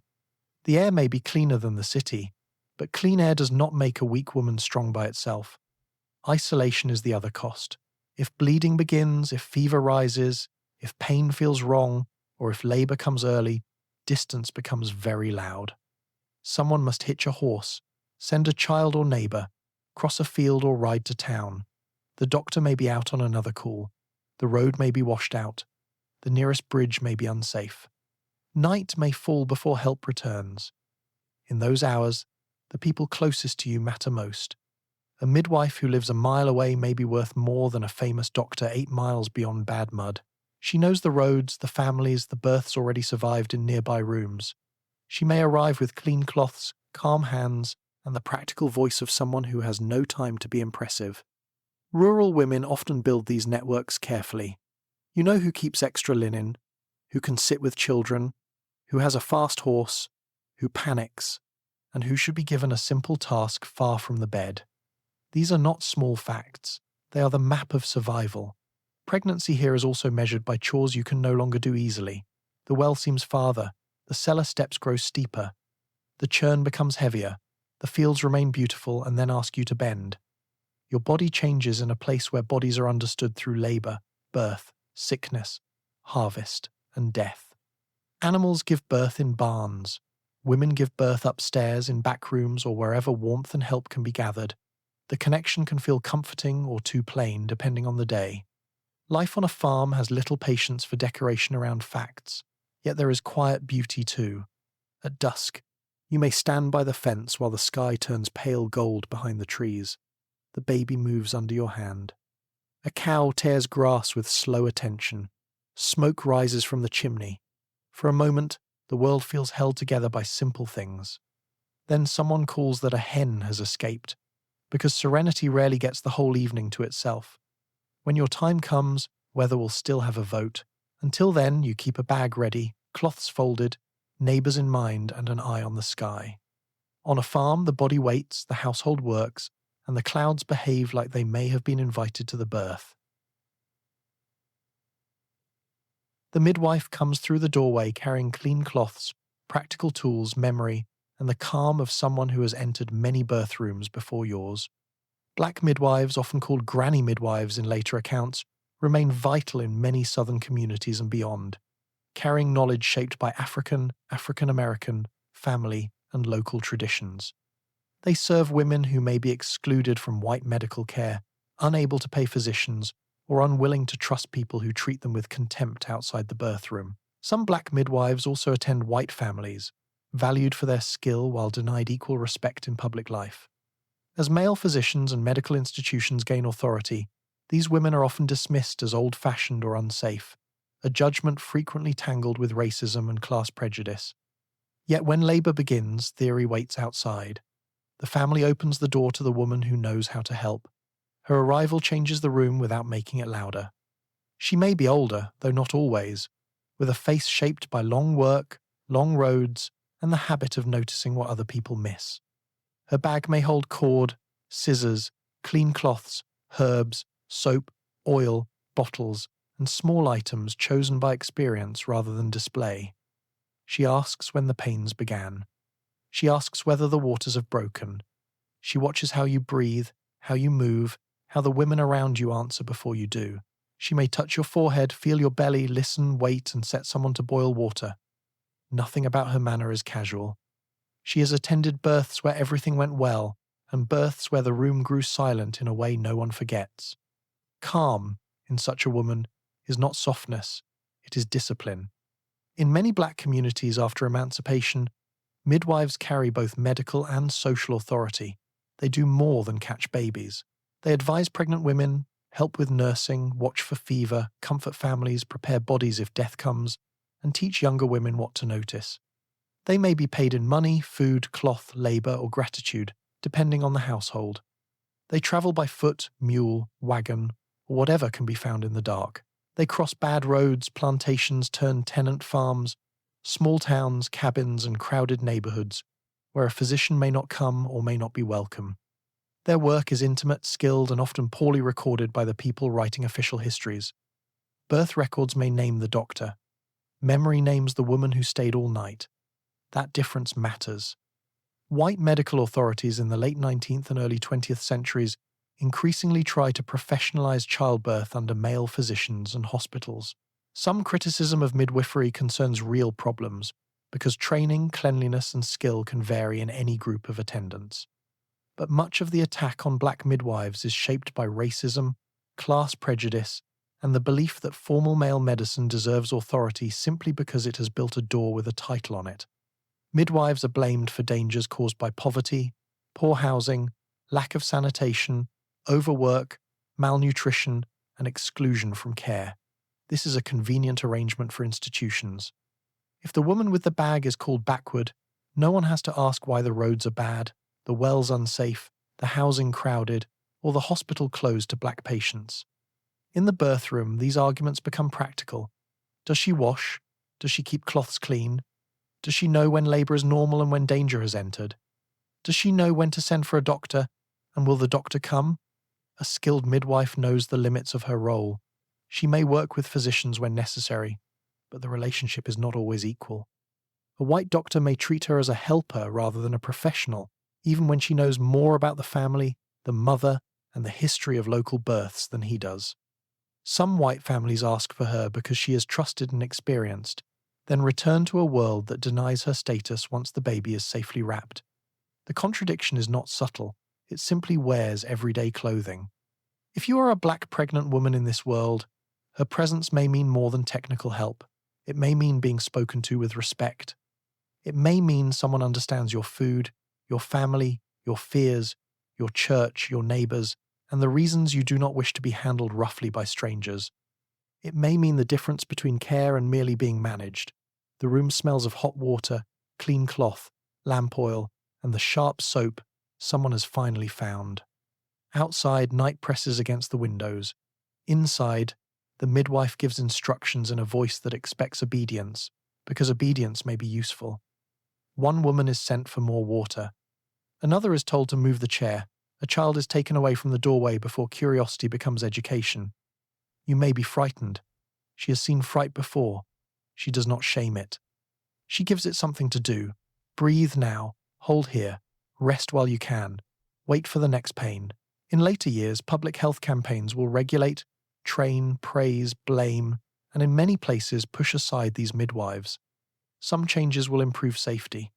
Others will erase skill while calling the erasure progress. For now, in this room, the argument is simpler. A woman is in labor, a baby is coming. The person everyone trusts has arrived. The medical profession may still be writing its opinion. The birth room has already made its choice. A basket near the window slowly fills with small things.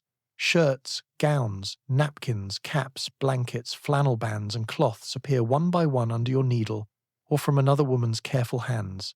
Each piece is a promise made in fabric. Wealthy families may order fine linen, embroidered blankets, a cradle, nursery furniture, and enough lace to make the infant seem socially established before breathing air. Poorer families alter older garments, borrow, mend, cut down, and save scraps. The work is practical, but it is also emotional. It gives anxiety something to hold. You stitch a sleeve so small it seems almost impossible.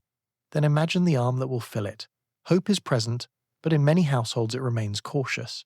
Infant loss is familiar enough to make certainty feel rude. The needle moves through white cloth while the house grows quiet. Preparation is how you speak to the future without alarming it. The basket rests where the light is best, and by afternoon cloth glows softly against your lap. The room smells of starch, warm wool, lavender, and the faint metal scent of needles kept in a little case. You thread one, squint, miss the eye, try again, and decide that motherhood might begin with a very small test of patience. The layette is not only clothing, it is a whole set of expectations folded into linen. A newborn needs long gowns for easy changing, tiny shirts, flannel bands once used to wrap the belly, caps to keep the head warm, napkins or diapers, soft cloths, blankets, pins, wrappers, and perhaps a christening gown, if the family observes that custom and can provide one.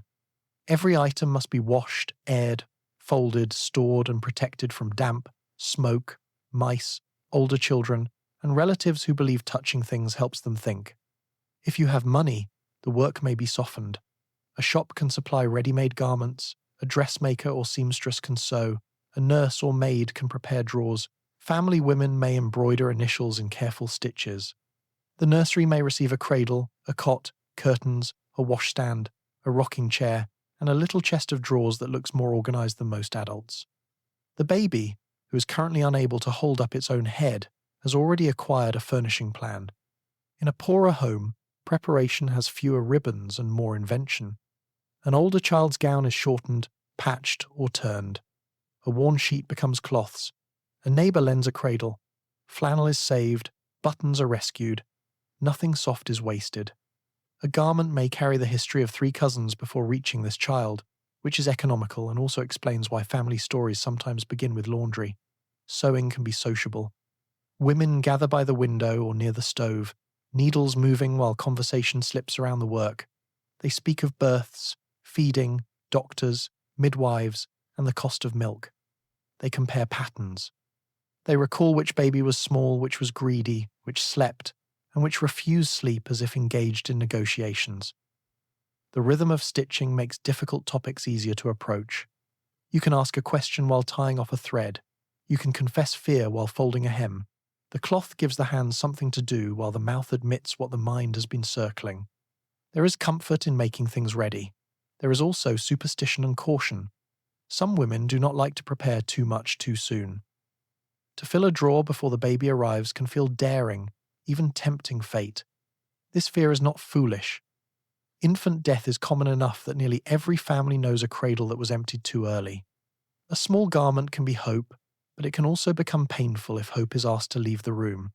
So you prepare carefully, perhaps not boastfully. You tuck items away. You do not count them aloud too proudly. You do not imagine too much in front of others. The future is invited, but not pressed. Practical preparation includes more than clothing. There must be cloths for the birth, bedding that can be washed, warm coverings, a place for the baby to sleep, and supplies for the mother's recovery. The cradle may be scrubbed, the mattress aired, blankets checked for moths, a chest cleared.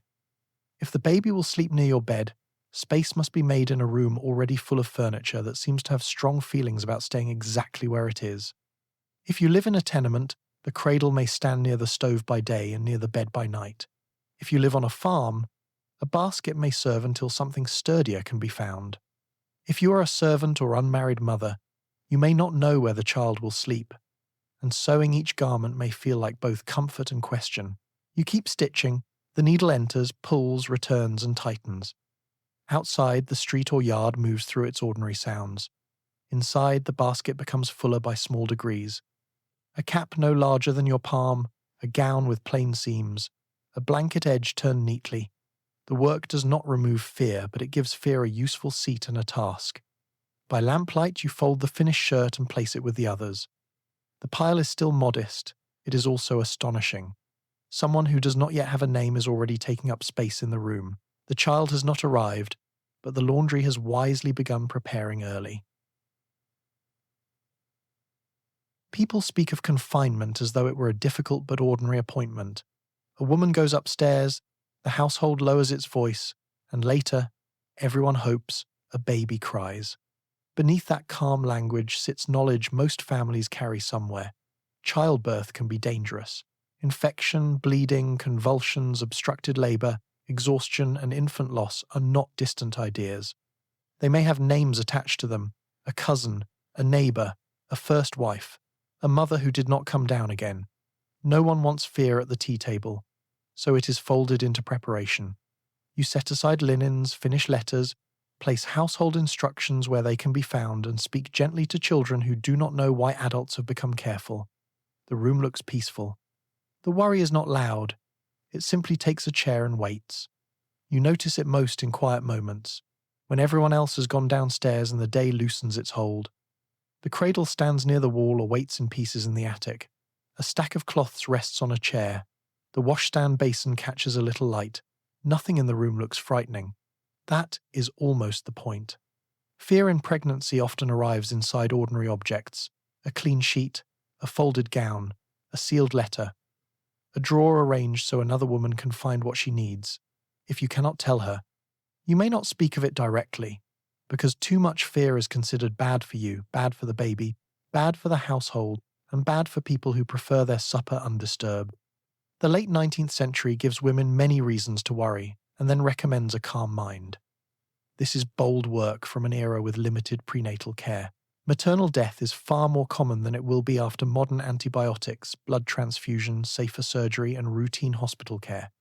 Doctors and midwives know some dangers well, but they cannot always prevent them. Severe bleeding can happen quickly. Fever after birth can carry off a woman who seemed strong the day before. Convulsions may appear with terrifying speed.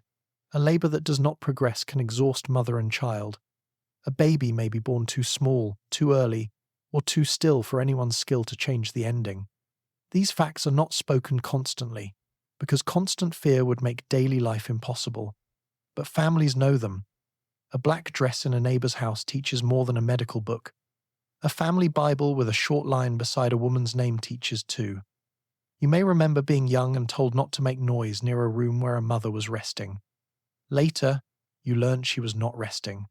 She was fighting fever, or weakness, or grief. Memory keeps such lessons in soft wrapping, but it does not throw them away. Pregnancy therefore carries two kinds of preparation. One is hopeful and visible. Baby clothes, blankets, broth, cradles, relatives alerted, a nurse arranged if money permits. The other is quieter. You may tell your sister where the household money is kept. You may show your mother which clothes belong to which child. You may write a letter and then decide not to send it. You may ask your husband, gently, what he would do if something went wrong, and watch his face close because the question has entered a room he did not wish to furnish. He may say nothing will happen. This is meant as comfort. It may also feel like being asked to carry the worry alone for the sake of everyone's courage. The fear differs by household. Wealth can reduce some risks by buying rest, cleaner rooms, trained help, better food, and quicker access to a physician.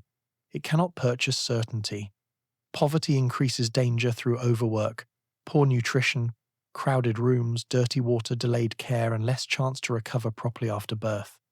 Race and segregation can make skilled care harder to obtain, or make medical institutions unsafe, hostile, or closed.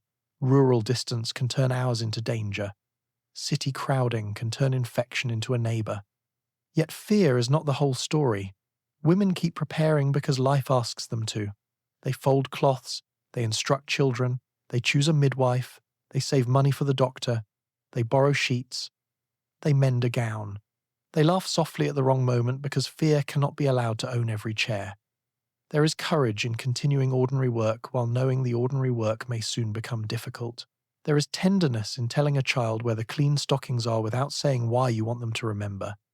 There is love in arranging a room as if the good ending is expected, even when history has taught you not to be careless with expectation. By evening, the house settles. A clock ticks. The lamp makes a golden circle on the table. Someone downstairs speaks in a low voice, and a floorboard answers with a small creak. You sit beside the cradle and run your hand over the folded blanket. It is soft. That softness is not a promise, but it is something you can touch. Tomorrow, you will continue as if all will be well, because most days require that performance, and because often, thankfully, all is well. The worry remains nearby, polite and patient, waiting beside the cradle. It has not been invited to stay, but nobody can quite ask it to leave. Your husband may know a child is coming, but pregnancy often unfolds inside a world of women. Advice comes from mothers, sisters, midwives, nurses, neighbors, and servants. Clothing is altered by women. Birth preparations are arranged by women.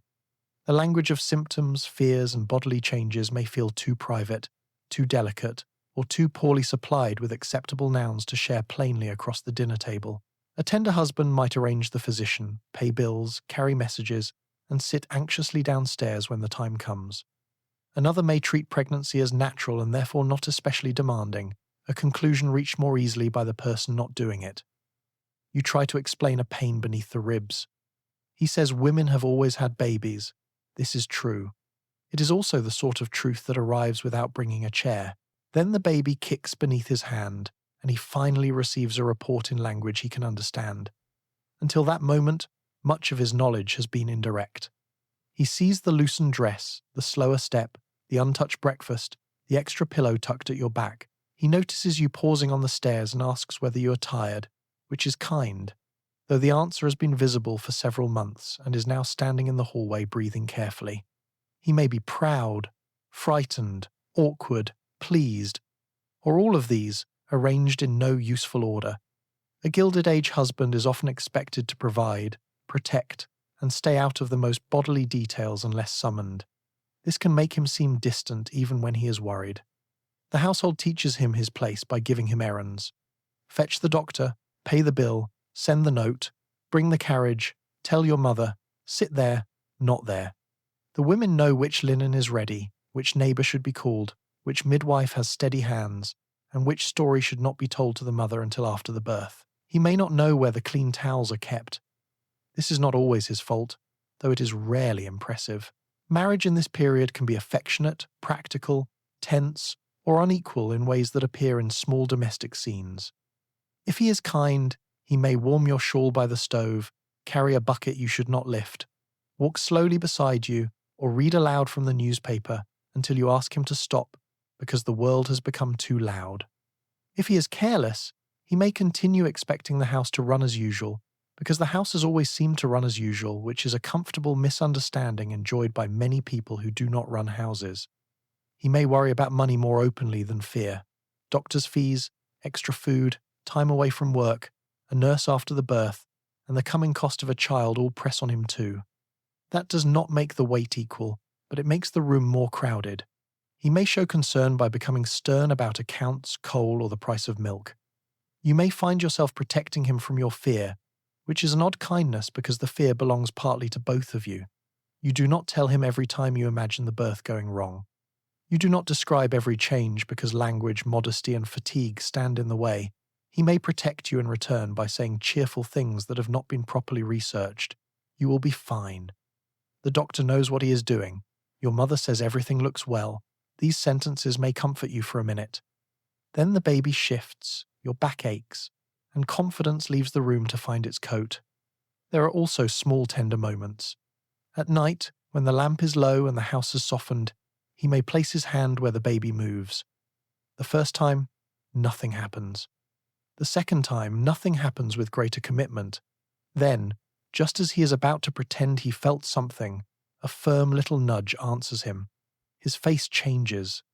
For once, the private world inside your body has touched the public world he understands. He may laugh quietly, grow solemn, or look suddenly young. The child is no longer only an expected heir, a household expense, or a future name in the family Bible. It is someone strong enough to interrupt his palm. As confinement nears, his place becomes more uncertain. During labor, he may wait downstairs, pace in the hall, sit in the kitchen, or be sent away to perform tasks that may or may not need doing. Men are not always useless by nature. Sometimes history trains them carefully for the position. Still, his waiting has its own ache. He hears footsteps, low voices, water being carried. Perhaps your cry. Perhaps nothing, which can be worse. No one explains. He may be given a job simply to keep him from wearing a path into the carpet. Fetch more coal. Take this note. Do not come in. These instructions he understands. Inside, the work continues beyond his reach. If all goes well, he may enter later and look at you with relief so large it has lost its manners. The baby will be shown to him, rapt and red-faced, carrying the family future in a very wrinkled expression. He may say the child is beautiful. This is generous, because newborns often look like small retired judges. You will let him have the sentence anyway. Choosing who will attend the birth is never only a medical decision.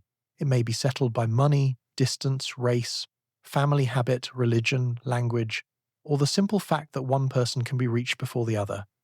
Midwives remain central for many rural, immigrant, black, and working-class families. They bring experience, patience, and local trust. Physicians are gaining status, especially among prosperous urban families who associate male medical attendants with progress, instruments, and modern science. Neither choice is automatically safe or unsafe. Training varies. Temperament matters. Experience matters more than advertising admits. An old midwife may have attended hundreds of births. A young physician may have attended fewer but speak as if the entire profession is standing behind his collar. Relatives discuss names, fees, reputations, and manners. The baby does not care who has the title. The household cares very much. The discussion begins quietly, often weeks or months before labor, while cloths are folded or tea is poured. Your mother prefers the woman who attended your sister and knew exactly when to wait.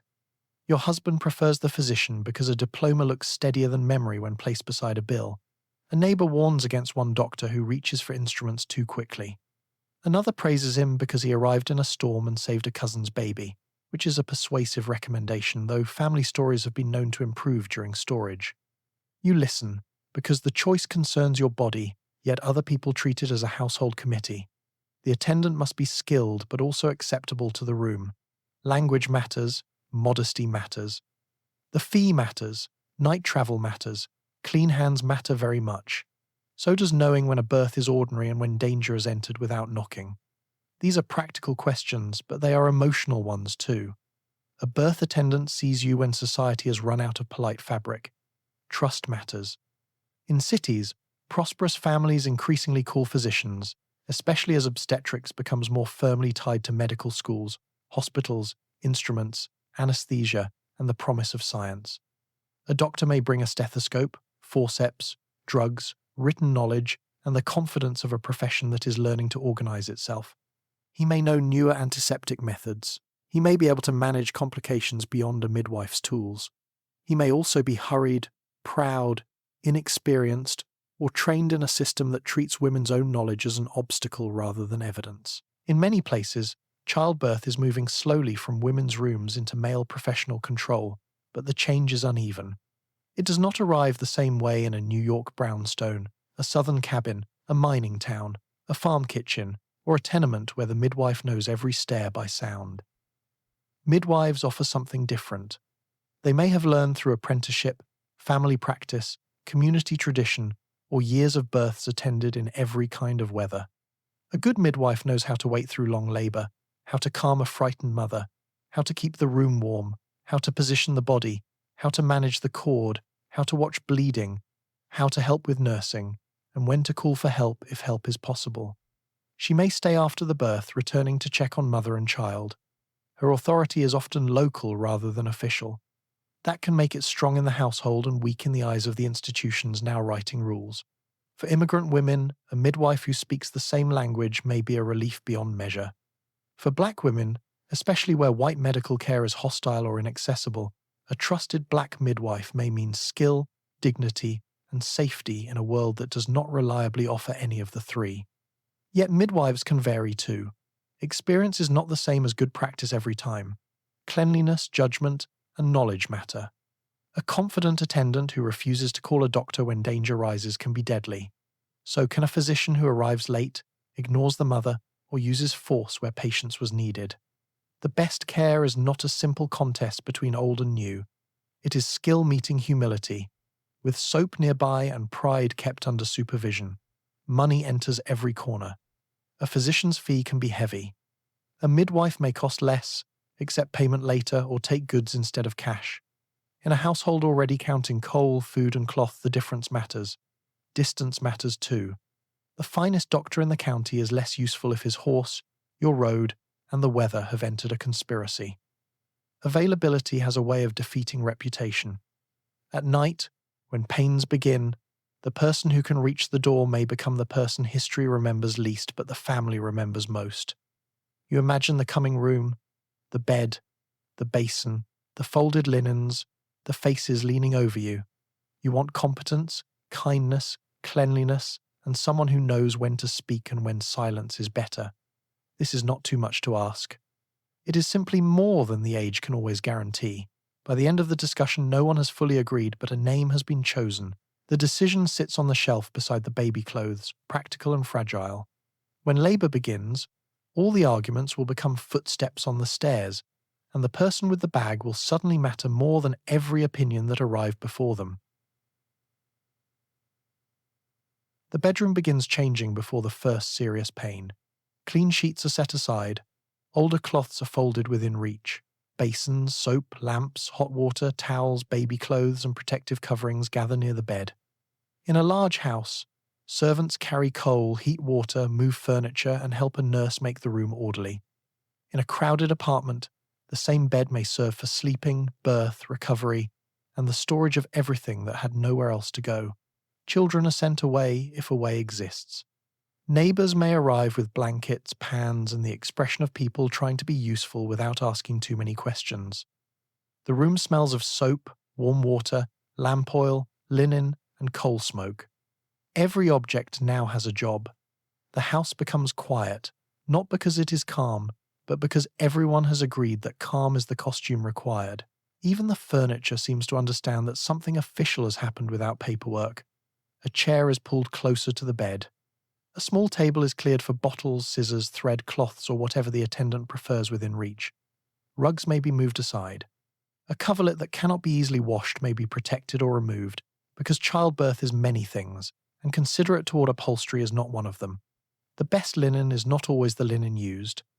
Often it is the older, clean, sturdy cloth that can survive stains, boiling, and a future in which no one speaks of its service. In a comfortable household, this preparation can look almost orderly. A monthly nurse may know how to arrange the room with brisk confidence. Servants move in and out carrying water, coal, towels, broth, and messages. Fires are kept steady, lamps are trimmed. Windows are managed for air without chill. The mother's bed may be made with layers, so soiled cloth can be removed without remaking the whole bed, which is practical enough to feel almost clever at that hour. In a poorer home, order is made with fewer things. A basin becomes precious. A pot for boiling water must be borrowed from ordinary cooking duties.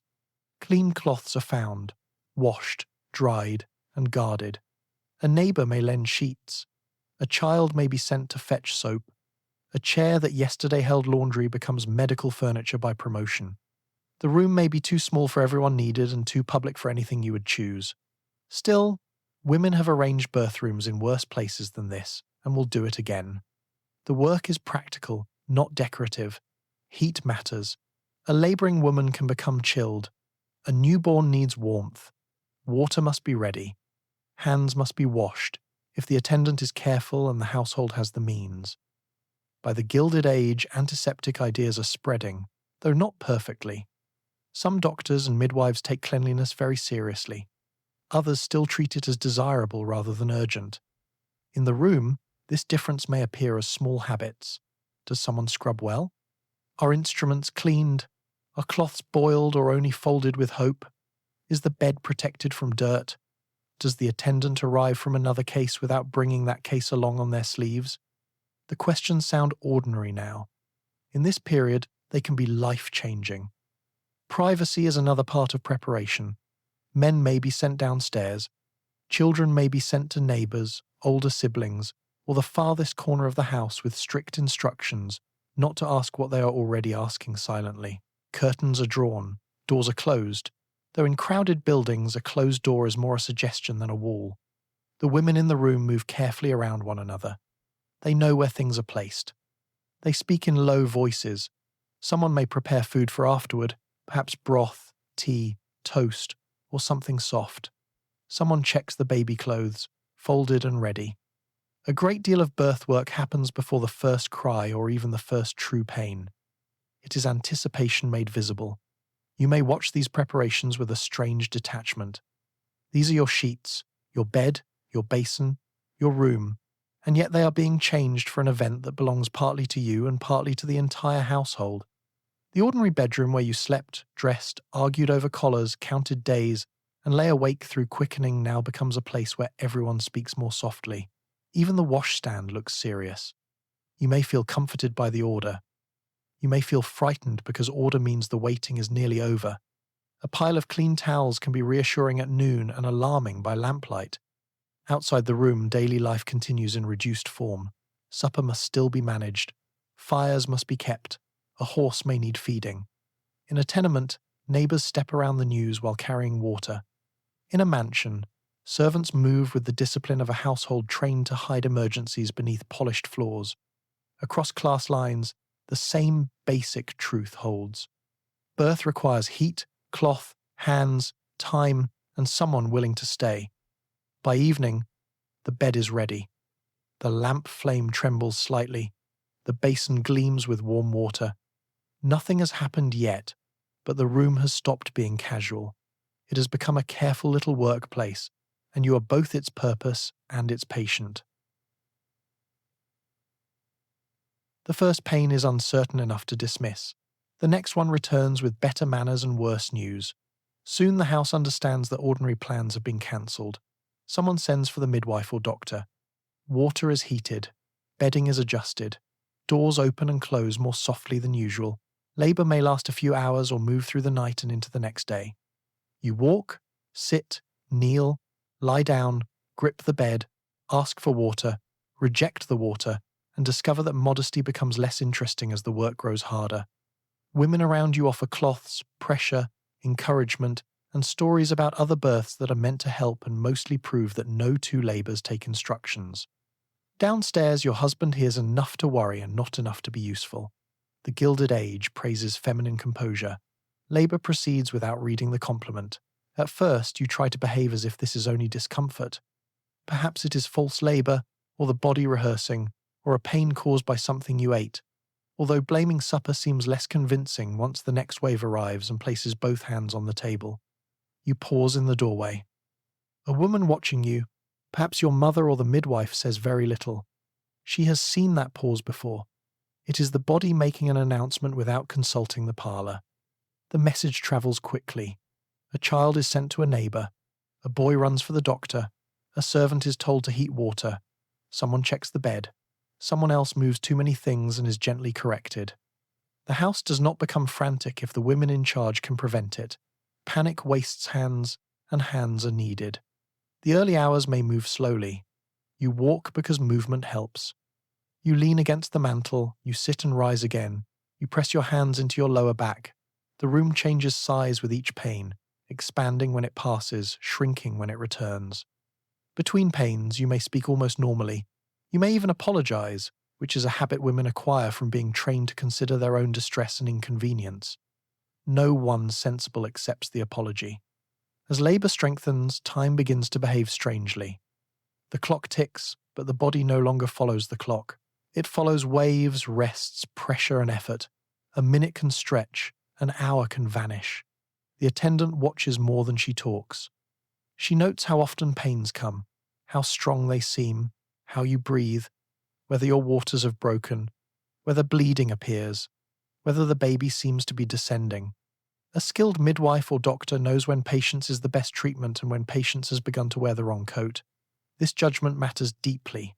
Too much interference can harm. Too little help can be dangerous. The room exists between those facts.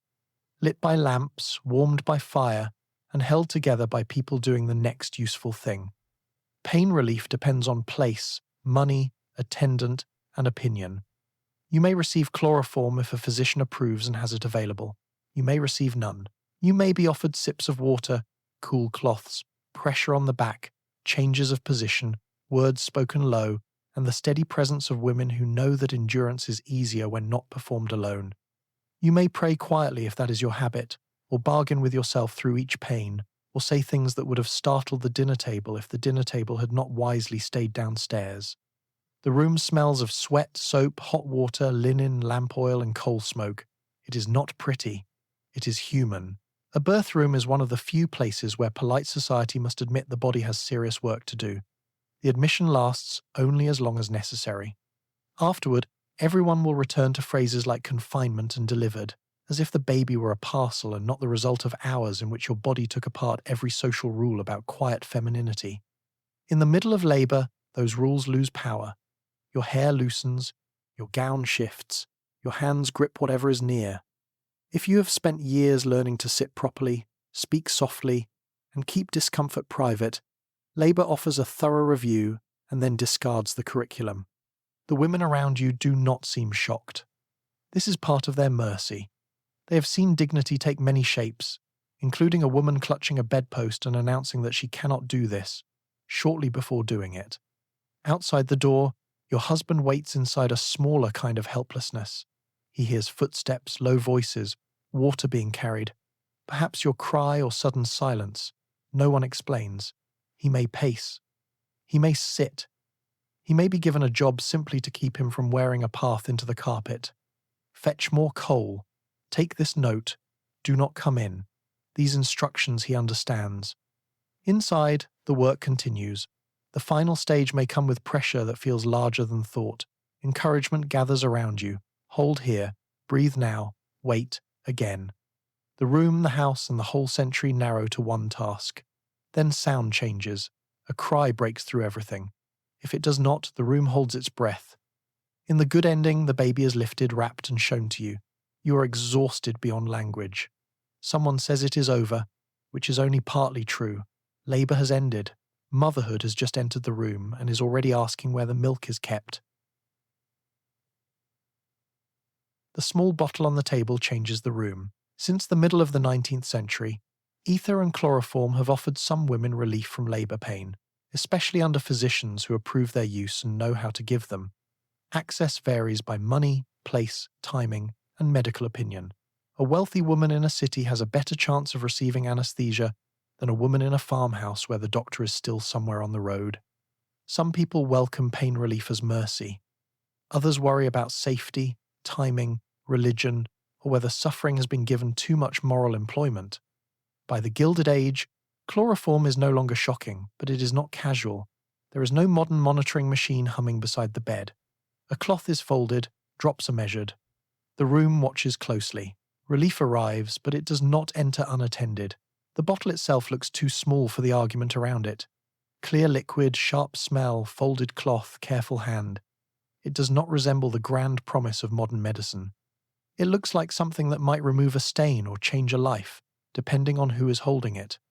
Earlier in the century, the use of ether and chloroform in childbirth caused serious debate. Some people feared danger. Some believed labor pain was part of a woman's natural lot.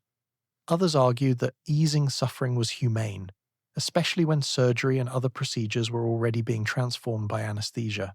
Queen Victoria's use of chloroform during childbirth helped make the practice more acceptable among many respectable families, because nothing softens objection quite like royalty inhaling the disputed substance and then continuing the monarchy. By your period, a physician may offer chloroform, but not as casually as a modern pain option. He must decide when to use it, how much to give, and whether your condition allows it. Those decisions are made without the machines, oxygen equipment, electronic monitors, and constant measurements that later medicine will treat as ordinary. Chloroform can dull pain. It can also depress breathing or the heart if used badly. The line between relief and danger depends on dose, skill, attention, and luck, which is not a calming list when you are already gripping the bed. If you are attended by a midwife without a physician, chloroform may not be available at all. If you are poor, rural, black, immigrant, or far from formal medical care, the bottle may belong to another world. Pain relief follows class. It follows roads. It follows professional authority. It follows the same uneven paths as so much else in Gilded Age pregnancy. A woman in a fine bedroom may breathe through a folded cloth while a doctor watches. A woman in a farmhouse may hear that the doctor has not yet crossed the bridge. A woman in a tenement may rely on a midwife's hands, boiled water, cloths, position changes, and the rough comfort of being held through the work. None of these experiences is simple. Some women want relief and cannot get it. Some distrust it. Some receive too little to help. Some receive too much. Some are grateful for the softening of pain. Some later remember only fragments, a lamp, a voice, the smell, the feeling of floating at the edge of effort. The room itself changes when the bottle is uncorked. The smell is sweet, sharp, and chemical, cutting through coal smoke, sweat, linen, and hot water. Conversation becomes more careful. A doctor may tell you to breathe slowly. Someone may steady your hand. The cloth approaches your face, and for a moment even the women around the bed seem to lean into silence. Chloroform does not usually make labor vanish. It may dull the sharpest edge, cloud the mind, blur the worst moments, and give you some distance from pain. It may be used more heavily near delivery or during difficult procedures. The promise is not modern comfort as we imagine it. It is partial, uncertain, watched.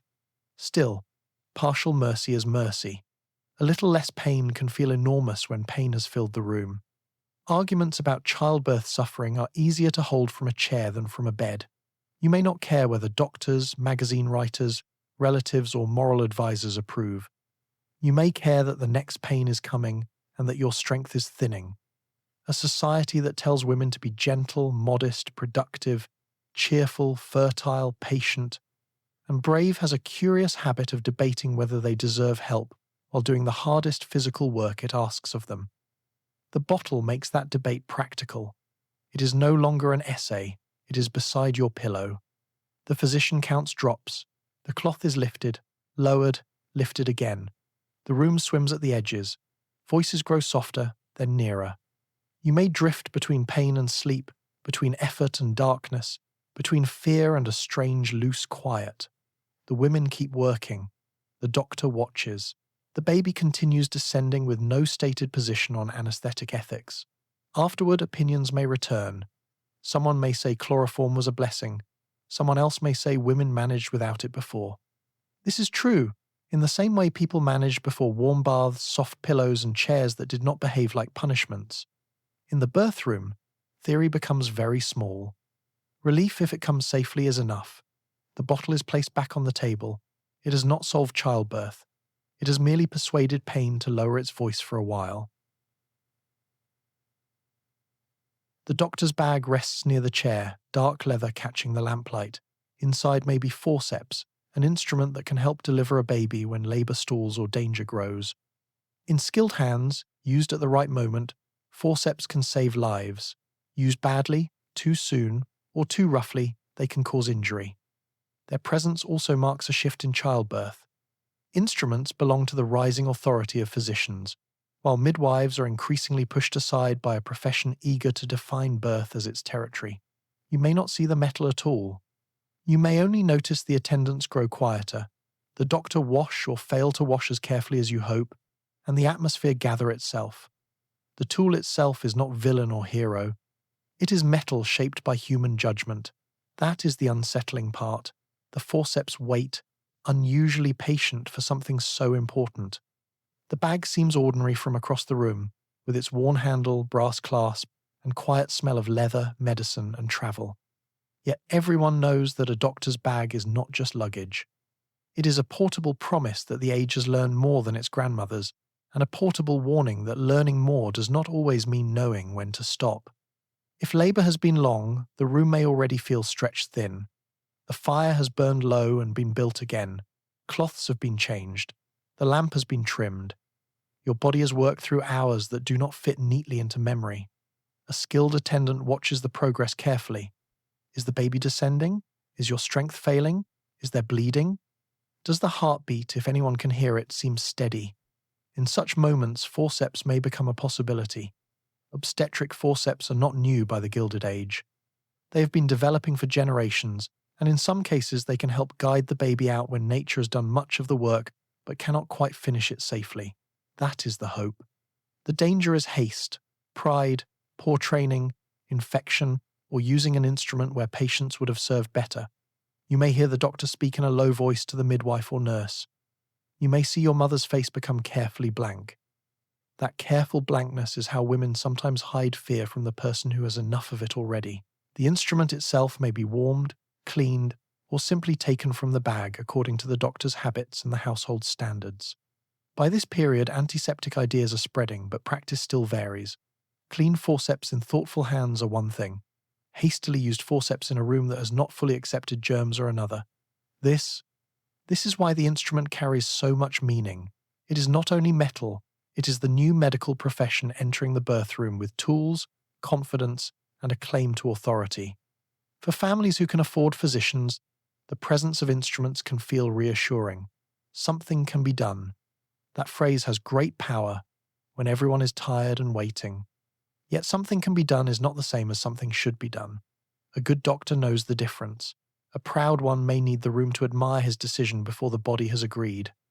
Midwives often understand long labour through close watching, position changes, rest, encouragement, and experience with the many ways birth can unfold. Physicians bring instruments and surgical options, but may also be less patient with ordinary waiting. The best care would bring these strengths together. History, unfortunately, enjoys making sensible cooperation more difficult than it needs to be. You lie still, or as still as pain permits, while the room prepares. The air smells of hot water, damp linen, lamp oil, soap, and exhaustion. The doctor's sleeves may be rolled. A nurse may hold the lamp closer. Someone may stand at your shoulder and tell you to breathe. The words are simple because simple words are all the body can use now. There may be pressure, fear, pain, and a sense that the whole room has narrowed to the doctor's hands. In the good case, the instrument helps. The baby is delivered. The room releases its breath. Someone wraps the child. Someone checks you for bleeding. Someone says it is done, which is true only in the immediate and very generous sense. In a worse case, forceps can injure mother or child. The period knows this too, though it may not always say it plainly. Families remember which doctor was skillful and which one liked instruments too much. Such reputations travel through women's networks faster than official praise. Afterward, if the baby cries and you survive the ordeal, the forceps return to the bag. The leather closes over them as if nothing has happened. The doctor may be thanked. The midwife may quietly tidy the cloths. Your mother may smooth your hair. The room does not discuss medical progress in large words. It studies the baby's breathing and counts the minutes until you are safe. The instrument has done its work, or nearly done it. Yet the lesson remains delicate. Modern medicine is entering childbirth, not as a shining rescue, but as a set of tools that require judgment, cleanliness, humility, and timing. The forceps wait quietly because metal can afford patience. It is the people around the bed who must learn it. If labour becomes obstructed and ordinary methods fail, The word operation may enter the room very softly. A caesarean in the Gilded Age is not a scheduled convenience. It is rare, dangerous, and usually considered only when the situation is already grave.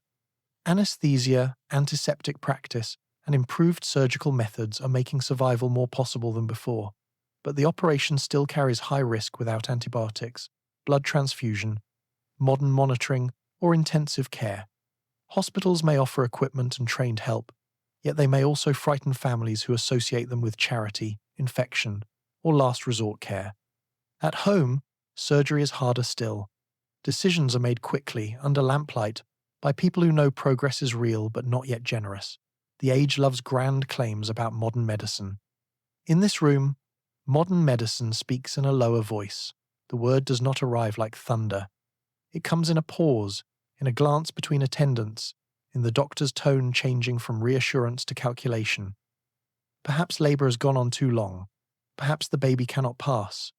Perhaps you are exhausted beyond ordinary endurance, or fever, bleeding, or danger has begun to gather at the edge of the bed. The room, which has been full of movement, becomes still in a new way. Someone may be sent from the room. Someone may be told to fetch more light, more hot water, more cloth, more help. Your husband may be spoken to in the hall. He may hear words he cannot arrange into comfort. A caesarean in this period is not part of a birth plan pinned neatly to the nursery door. It is a last door, opened when the others seem to be closing. Earlier in the century, such operations were often almost hopeless for the mother, though not always. By the late 19th century, anesthesia can spare conscious agony. Antiseptic methods, cleaner instruments, better surgical training, and improved ways of closing the uterus are beginning to change outcomes. These are real advances. They matter. They save some lives that would once have been lost. Yet the danger remains very high compared with later medicine.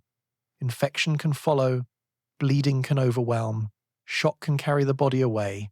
There is no safe blood transfusion waiting, no antibiotics stand ready, no intensive care unit waits with quiet machines and nurses counting every sign. The doctor has skill, perhaps courage, perhaps newer knowledge. He also has a room, a lamp, instruments, towels, and a century still learning how not to harm people while trying to rescue them. This is why families fear hospitals as much as they hope for them. In wealthy circles, private care may allow a surgeon, assistants, and cleaner surroundings. Some women may be moved to hospitals, especially if complications demand it, but hospitals are still not universally trusted places for childbirth. They can be associated with charity care, teaching cases, infection, and the poor. A respectable family may prefer the privacy of home until privacy becomes dangerous. A poor family may have fewer choices and reach hospital care only when trouble is already severe. Race, class, and geography shape the chances sharply. The decision is not simply medical. It is social, financial, practical, and painfully quick. You may not be told every detail. That may be due to kindness, fear, modesty, or the old habit of deciding things around women rather than with them when time is short. You may hear the doctor's voice, your mother's breath, the scrape of a basin, the soft sound of cloth being laid out. You may smell carbolic acid if antiseptic practice is being used, sharp and clean in a way that feels both reassuring and foreign. Chloroform or ether may be prepared. The lamp is brought nearer. The bed, once a place of rest, becomes a place of work no family member will ever look at quite the same way again. It is important not to turn this into a tale of inevitable disaster. Some women survive. Some children survive. Some families remember the operation as the terrifying moment that brought both mother and baby back from the edge. Progress is not imaginary. It is simply fragile. Every improvement has to pass through human hands before it can become safety. The Gilded Age is an age of invention, steel, electric light, telephones, elevators, and proud medical journals. Yet in a birth room, invention can feel very small beside a woman's pulse. The modern world does not arrive all at once. It enters in pieces, one washed instrument, one careful suture, one physician willing to learn from new evidence, one family willing to risk the place that may save them. If the operation succeeds, the room afterward is quiet in a way that feels almost stunned. The baby may be wrapped and watched. You may be pale, weak, drifting in and out of sleep, cared for carefully because survival has not finished its work. Recovery will be long. Infection remains a fear. Every day after such surgery is counted, the household may move softly, as if sound itself might disturb healing. Outside, the country continues its grand march toward the 20th century. Inside, progress sits beside the bed, sleeves rolled, smelling of soap and carbolic acid, looking less like a parade and more like a tired doctor hoping his hands were enough. The basin is ready, and what happens over it may matter as much as any instrument in the room. By the late 19th century, germ theory and antiseptic methods are changing medicine, but practice remains uneven. Puerperal fever, often called childbed fever, can follow birth when infection enters through contaminated hands, tools, dressings, or surroundings. Some doctors and midwives adopt careful washing, clean linens, antiseptic solutions, and sterilized instruments. Others are slower, doubtful, poorly supplied, or simply used to old habits. A family may not know enough to question the difference. You may see carbolic solution, boiled cloths, scrubbed hands, and a room made cleaner than it would have been a generation earlier. You may not. The advance is not glamorous. It smells sharp, reddens skin, and asks busy people to be humble. Sometimes the future begins with soap. It begins with a basin placed on a chair, with water carried up the stairs, with a towel hung near the bed, with someone saying, "Not that cloth, the clean one." It begins in small acts that do not look like a revolution because they are damp, ordinary, and easy to overlook. Yet childbirth has always been vulnerable to invisible danger. Before germs are understood well, infection can seem mysterious, almost like bad luck moving from bed to bed. One woman gives birth and recovers. Another gives birth in a similar room and is taken by fever days later. Families search for reasons: weakness, bad air, constitution, exhaustion. The true cause may have ridden in on unwashed hands, soiled instruments, dirty cloth, or a doctor's coat that has visited too many rooms without being challenged. By your Gilded Age bedside, the new science is arriving, but it has not persuaded everyone at the same speed. Some physicians have accepted antiseptic methods after the work of men like Joseph Lister and the wider spread of germ theory. They wash carefully. They clean instruments. They use carbolic acid or other antiseptic solutions. They boil dressings or keep them cleaner than before. Hospitals and medical schools begin teaching new habits, though not always evenly. Some midwives, by long practice and practical sense, also understand cleanliness very well, even if they explain it differently. They keep cloths washed, hands clean, beds prepared, and unnecessary people away. Others, physician or midwife, may be careless, hurried, undertrained, or stubborn. Old habits are comfortable. Germs are not visible. Pride is often easier to see. You may not know enough to ask whether the doctor washed between cases. Even if you do, asking may be difficult. The room is governed by authority, class, gender, and fear. A physician in a dark coat may not welcome correction from a labouring woman or her mother. A poor family may hesitate to challenge anyone they have struggled to hire. A black family or immigrant family may face even more risk in questioning a medical authority, who already brings prejudice through the door. Cleanliness, then, is not only a scientific matter, it is also a question of power. Who gets to insist? Who gets heard? Who is dismissed as fussy, ignorant, or troublesome? The answer can affect whether a mother survives the week after birth. The smell of antiseptic is sharp and unforgettable. Carbolic acid can sting the nose and roughen the hands. Boiling water clouds the room with steam. Clean cloths must be dried, guarded, folded, and not used for some other emergency because a child spilled gravy. Instruments may be wiped, boiled, or treated with disinfectant. Bed sheets may be changed quickly and carefully. The room may look less comfortable for a while, more like work than welcome. That is all right. Comfort is pleasant, infection is less so. The best attendants understand that the mother's body after birth needs protection. The womb has done enormous work. Bleeding surfaces and torn tissue can allow infection to enter. Hands that seem clean enough for ordinary life may not be clean enough here. This is the quiet terror of childbed fever. It may not announce itself at once. Fever, chills, pain, foul discharge, weakness, and confusion can come after everyone thought the danger had passed. A safe birth is not truly safe until recovery has taken hold. Families learn this through hard experience. That is why a clean basin can become more comforting than a polished instrument. It represents a change in thinking. It says the invisible world matters.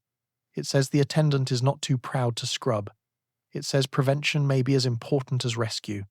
You lie in the room and notice hands. Hands lifting cloth. Hands tying cord. Hands adjusting the sheet.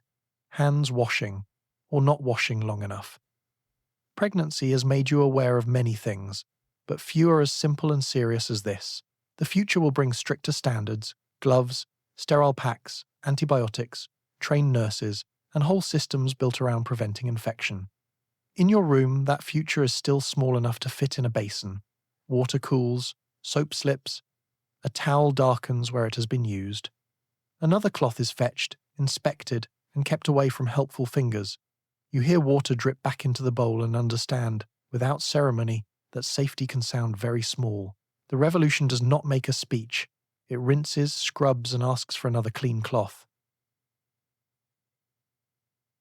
The baby has arrived, and now the room that held fear must hold recovery. If your household can manage it, you remain in bed for days or weeks during lying in, cared for by a mother, sister, midwife, servant, monthly nurse, or neighbour who knows how to keep visitors away with a face both polite and final. Broth arrives, sheets are changed, the baby is brought near, messages travel downstairs. In a wealthy home, the rest may be carefully protected. In a poor home, it may shrink quickly because older children need feeding, wages are needed, and nobody has convinced the stove to wait.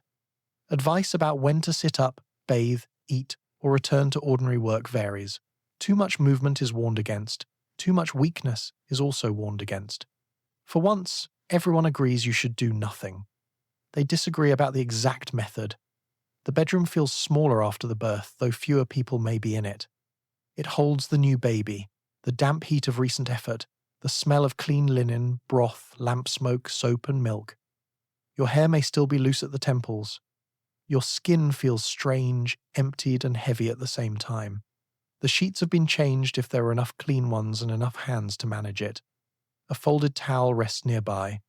The cradle waits within reach, or just beyond it, depending on who is in charge of your rest and how loudly the baby objects. Lying in is supposed to create a protected pause after childbirth. In practice, its comfort depends heavily on money, help, and the number of demands waiting outside the door. In a prosperous home, a monthly nurse may rule the room with quiet authority. She times feedings, changes bedding, watches your bleeding, prepares simple food, keeps the baby warm, and prevents visitors from sweeping in with congratulations and germs hidden under good manners. Your mother or sister may sit near the bed with sewing. Servants bring tea, toast, broth, gruel, custard, warm water, and messages from a household you are expected not to manage but still somehow know about. A husband may enter softly, gaze at the child, ask whether you need anything, and then stand there while being unable to think of anything useful himself. This is not lack of feeling. It is just the old male problem of being emotionally moved in a room full of practical objects he cannot identify. In a poorer home, lying in may be shorter and less guarded. You may remain in bed a few days if relatives or neighbours can help. You may rise sooner because meals must be cooked, wages must return, laundry has gathered like weather, and older children are proving that life outside the bed has continued without improvement. A woman who has given birth in a tenement may recover beside the stove, street noise, and family movement. A farm wife may be drawn back by animals, food preservation, and the season. A servant may have lost her place before the baby came. Rest, like so much else, belongs partly to class. Advice about the lying-in period can be careful, confusing, and deeply confident. Some advisors warn you not to sit up too soon, not to wash too freely, not to chill yourself, not to eat rich food, not to receive too many callers, and not to use your eyes too much for reading or sewing. Others worry that too much bed rest weakens you. The body, having done the largest task in the house, is now expected to heal according to opinions delivered from the doorway. There are real dangers to watch.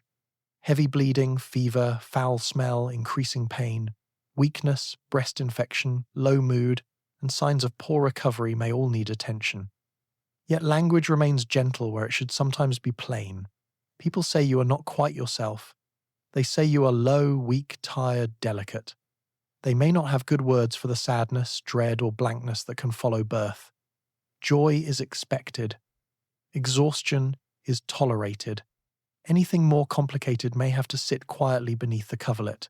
The baby's needs do not wait for your strength to return. It must be fed, warmed, changed, watched, admired by selected visitors, and protected from chill, bad milk, dirty cloths, and enthusiastic relatives. The room becomes a small country with its own laws. Knock before entering. Speak softly. Bring hot water. Do not sit on that chair. No, not that blanket. The mother is resting.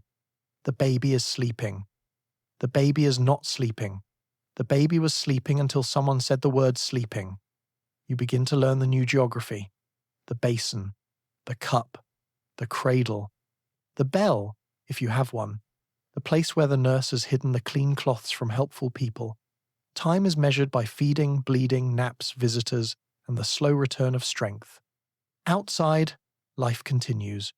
You hear wheels in the street, a rooster in the yard, servants below stairs, children whispering badly, a door closing. Inside, the light moves across the wall. You lie still, which is both relief and work. Recovery is not emptiness. It is a quiet labor of its own. By evening, the room settles into softer sounds. The baby sighs, startles, and returns to sleep with the seriousness of a person who has already had a difficult career. You close your eyes. For once, doing nothing is not idleness. It is medicine, if the household can afford the dose. The newborn is placed beside you, wrapped firmly and already full of requirements. Breastfeeding is expected, natural, and often harder than people who are not doing it tend to suggest. You may be exhausted, sore, feverish, worried about milk, or simply stunned that recovery and employment as a food source have begun on the same day.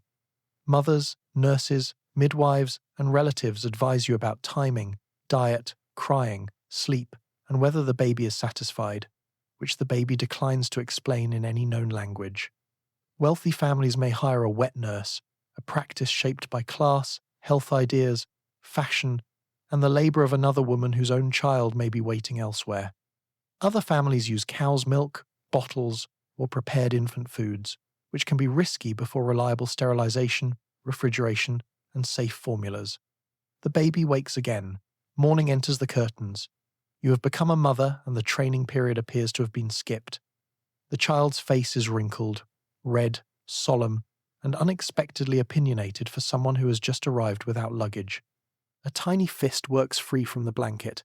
The mouth opens. The sound that follows is not large, but it rearranges the room. Someone says the baby is hungry. Someone else says the baby cannot be hungry yet. A third person says, all babies are different, which is true and therefore almost useless at 4 a.m. If you nurse the child yourself, you must learn through your own body and the advice of women nearby. The baby may latch easily, or not. Milk may come in quickly, slowly, painfully, or with enough uncertainty to make every cry feel like an accusation. Nipples can crack. Breasts can swell and ache. Fever or infection can follow. A tired mother may be told to eat well, drink milk, rest, stay calm, and avoid worry, as if nursing were a polite activity performed by a woman in a chair rather than by someone who has recently survived childbirth and cannot sit comfortably. Still, breastfeeding can be tender. The room grows quiet. The baby's body softens against you. A small hand opens against your skin. The world narrows to warmth, breathing, and the strange pull of a mouth trying to live. You may feel love rise suddenly, or slowly, or not in the way people told you it would. All of these can be human. The age is not always generous with that truth. It likes motherhood to appear instinctive, serene, and properly arranged.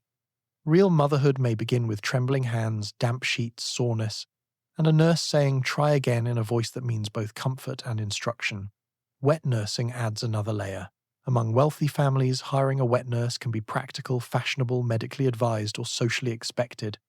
A mother may be too ill to nurse, unable to produce milk, discouraged from nursing by doctors or family, or simply part of a class that treats breastfeeding as work another woman can perform. The wet nurse may be a working-class woman, immigrant woman, or woman of color, hired because her milk is needed. Her own baby may be with relatives, weaned early, or placed in care elsewhere. The arrangement can save an infant.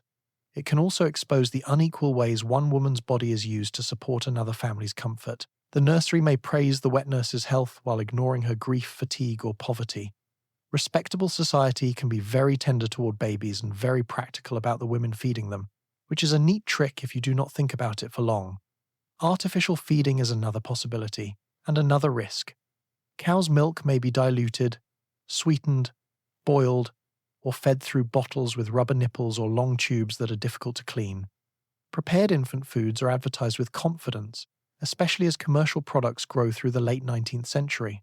Some are useful in certain cases. Others are poor substitutes for breast milk, especially for very young infants. Without reliable sterilization, clean water, safe storage, and refrigeration, milk can spoil or carry disease. A bottle may look modern and still be dangerous if bacteria have been invited to live in the tube. The baby does not understand theory. It cries, sleeps, roots, gulps, spits up, and begins again. Around you, advice gathers: feed by the clock. Feed when the baby cries.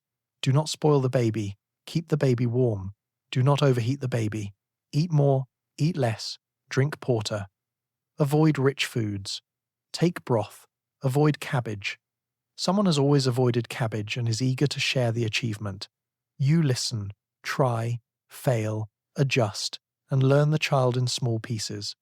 The first days are not only sweetness, they are study. You learn the cry that means hunger, the cry that means discomfort, the cry that means no one will ever sleep again, and the silence that makes every adult lean over the cradle to check breathing.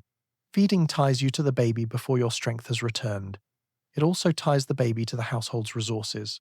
Milk, fuel, clean cloths, clean water, a nurse, a mother's time, all must be found and guarded. By the window, morning light grows pale. The baby finally sleeps, mouth soft, fists relaxed, entirely pleased with the disorder it has caused. You lie back, empty, full, sore, proud, and uncertain. Pregnancy is over. Birth is over. The real work has opened its eyes, demanded breakfast, and refused to read the instructions. And now, you can let the birth room grow quiet. You have moved through the Gilded Age with the calendar on the dressing table, the loosened corset on the chair, the advice book beside the teacup, and the doctor's bag waiting near the bed with more confidence than certainty. You have sat at dinners where every spoonful seemed to need approval.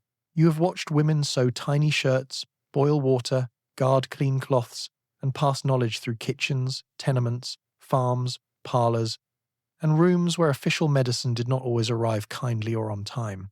Some parts of this world feel strange now. The hidden pregnancy, the careful phrases, the endless advice, the patent bottles, the strict clothing, the fear tucked beneath ordinary linen. Some parts feel quietly absurd, especially the old habit of asking tired women to remain calm while giving them several new reasons not to. But beneath the rules and rituals were real people doing difficult work with the tools they had. They waited without quick answers. They hoped without guarantees. They carried worry softly because the household still needed supper, water, fire, wages, mending, and a baby shirt small enough to make the heart pause. So, as you return now to your own room, you can feel grateful without looking back with smugness. Grateful for cleaner water, safer birth, better medicine, softer clothing, clearer words, and the simple comfort of being able to ask questions out loud. The old room fades now. The lamp lowers. The basin is emptied. The folded cloths are put away.